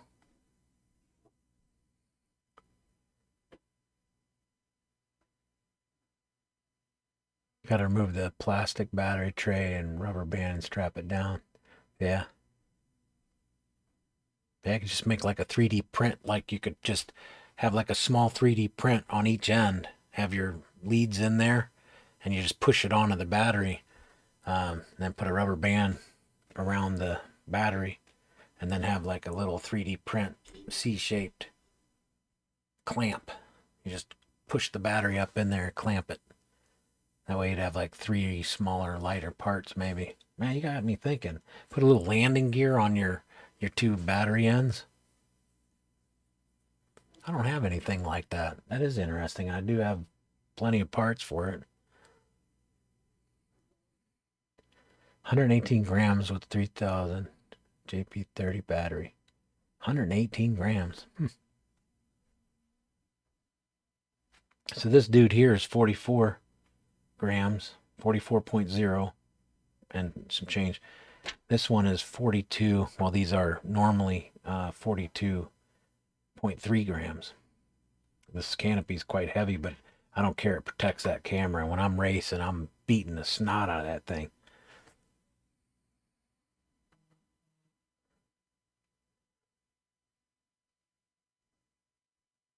Yeah, thanks for sharing. I'm going to look at that a little more.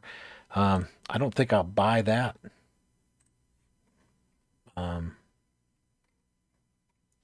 But it is interesting. Got quite a bit of specifications on it. 23 minutes. Because I'll be honest with you, I don't have to rip every time. I like to just go out and cruise and see the sights and just kind of get that out of body, where you're just able to. Oh, they do have this. So that's a proprietary kind of setup they got going on here. So they have the battery leads going. Let me see here.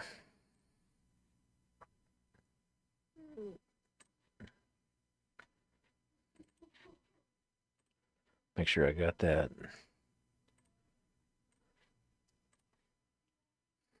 So they got the battery leads built into the flight controller. So I know I probably personally wouldn't want to do that because I'll break it and then I'll have to buy that board.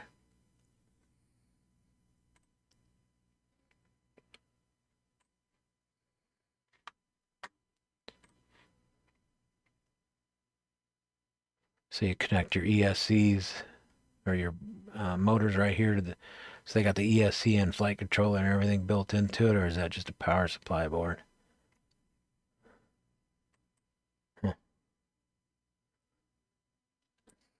18 amps.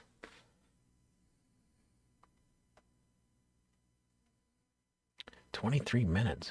20 minutes on an 18650. Look at that AM32. I'll be, 32-bit ESC, and they're only wanting how much? 160 bucks. Yeah. Thanks for turning me on to that. That's quite interesting.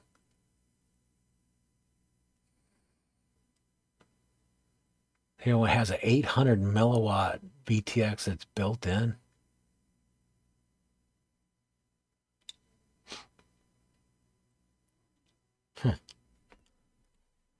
Wonder if, yeah, right there, up to 800 milliwatt Smart Max VTX. The size of that board. Wonder if they'd want to make one that doesn't have a VTX or receiver. Just have like a space you could apply it. Interesting. I did see a guy do a Air 65 or 75 build on a toothpick frame with a 18650 and got some crazy long flight times too. And it kind of ripped. Yeah, you kind of got me. You kind of got me wondering because I mean, I've had that. I've had this baby tooth for quite a while. I actually have a spare motor for it too, thanks to Mugga Chucka. Oh, I wasn't showing you that screen, was I? Yeah, I've had this. I've had this sitting around for a while. It'd be really easy for me to swap that out. I actually have a different frame too. It's a little bit thinner because this thing is like really. I mean, it's really thick. It's really heavy for what it is. So I have another frame and it has 4 mounting points instead of 3. I'm not a big fan of the 3 mounting points. 32-bit ESC. I'm a fan of 32-bit ESCs. I feel it. It just flies better. It's more efficient. That board is everything. Yeah. Yeah. I don't know. I'm kind of an anti-proprietary person.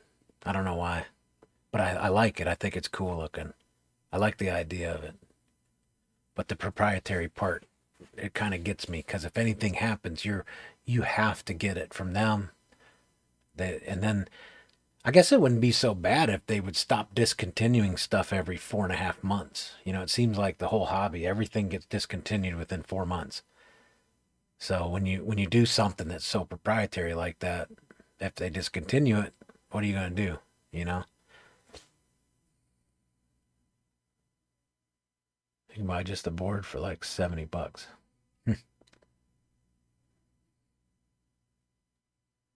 Has programmable LEDs built into the board. They're actually pretty easy to configure and customize. That's cool. Kind of saves my dilemma of whether or not I'm going to put certain LEDs on it. Then it's already done. Well, fellas, I'm going to go make dinner. I can hear them up there kind of knocking away.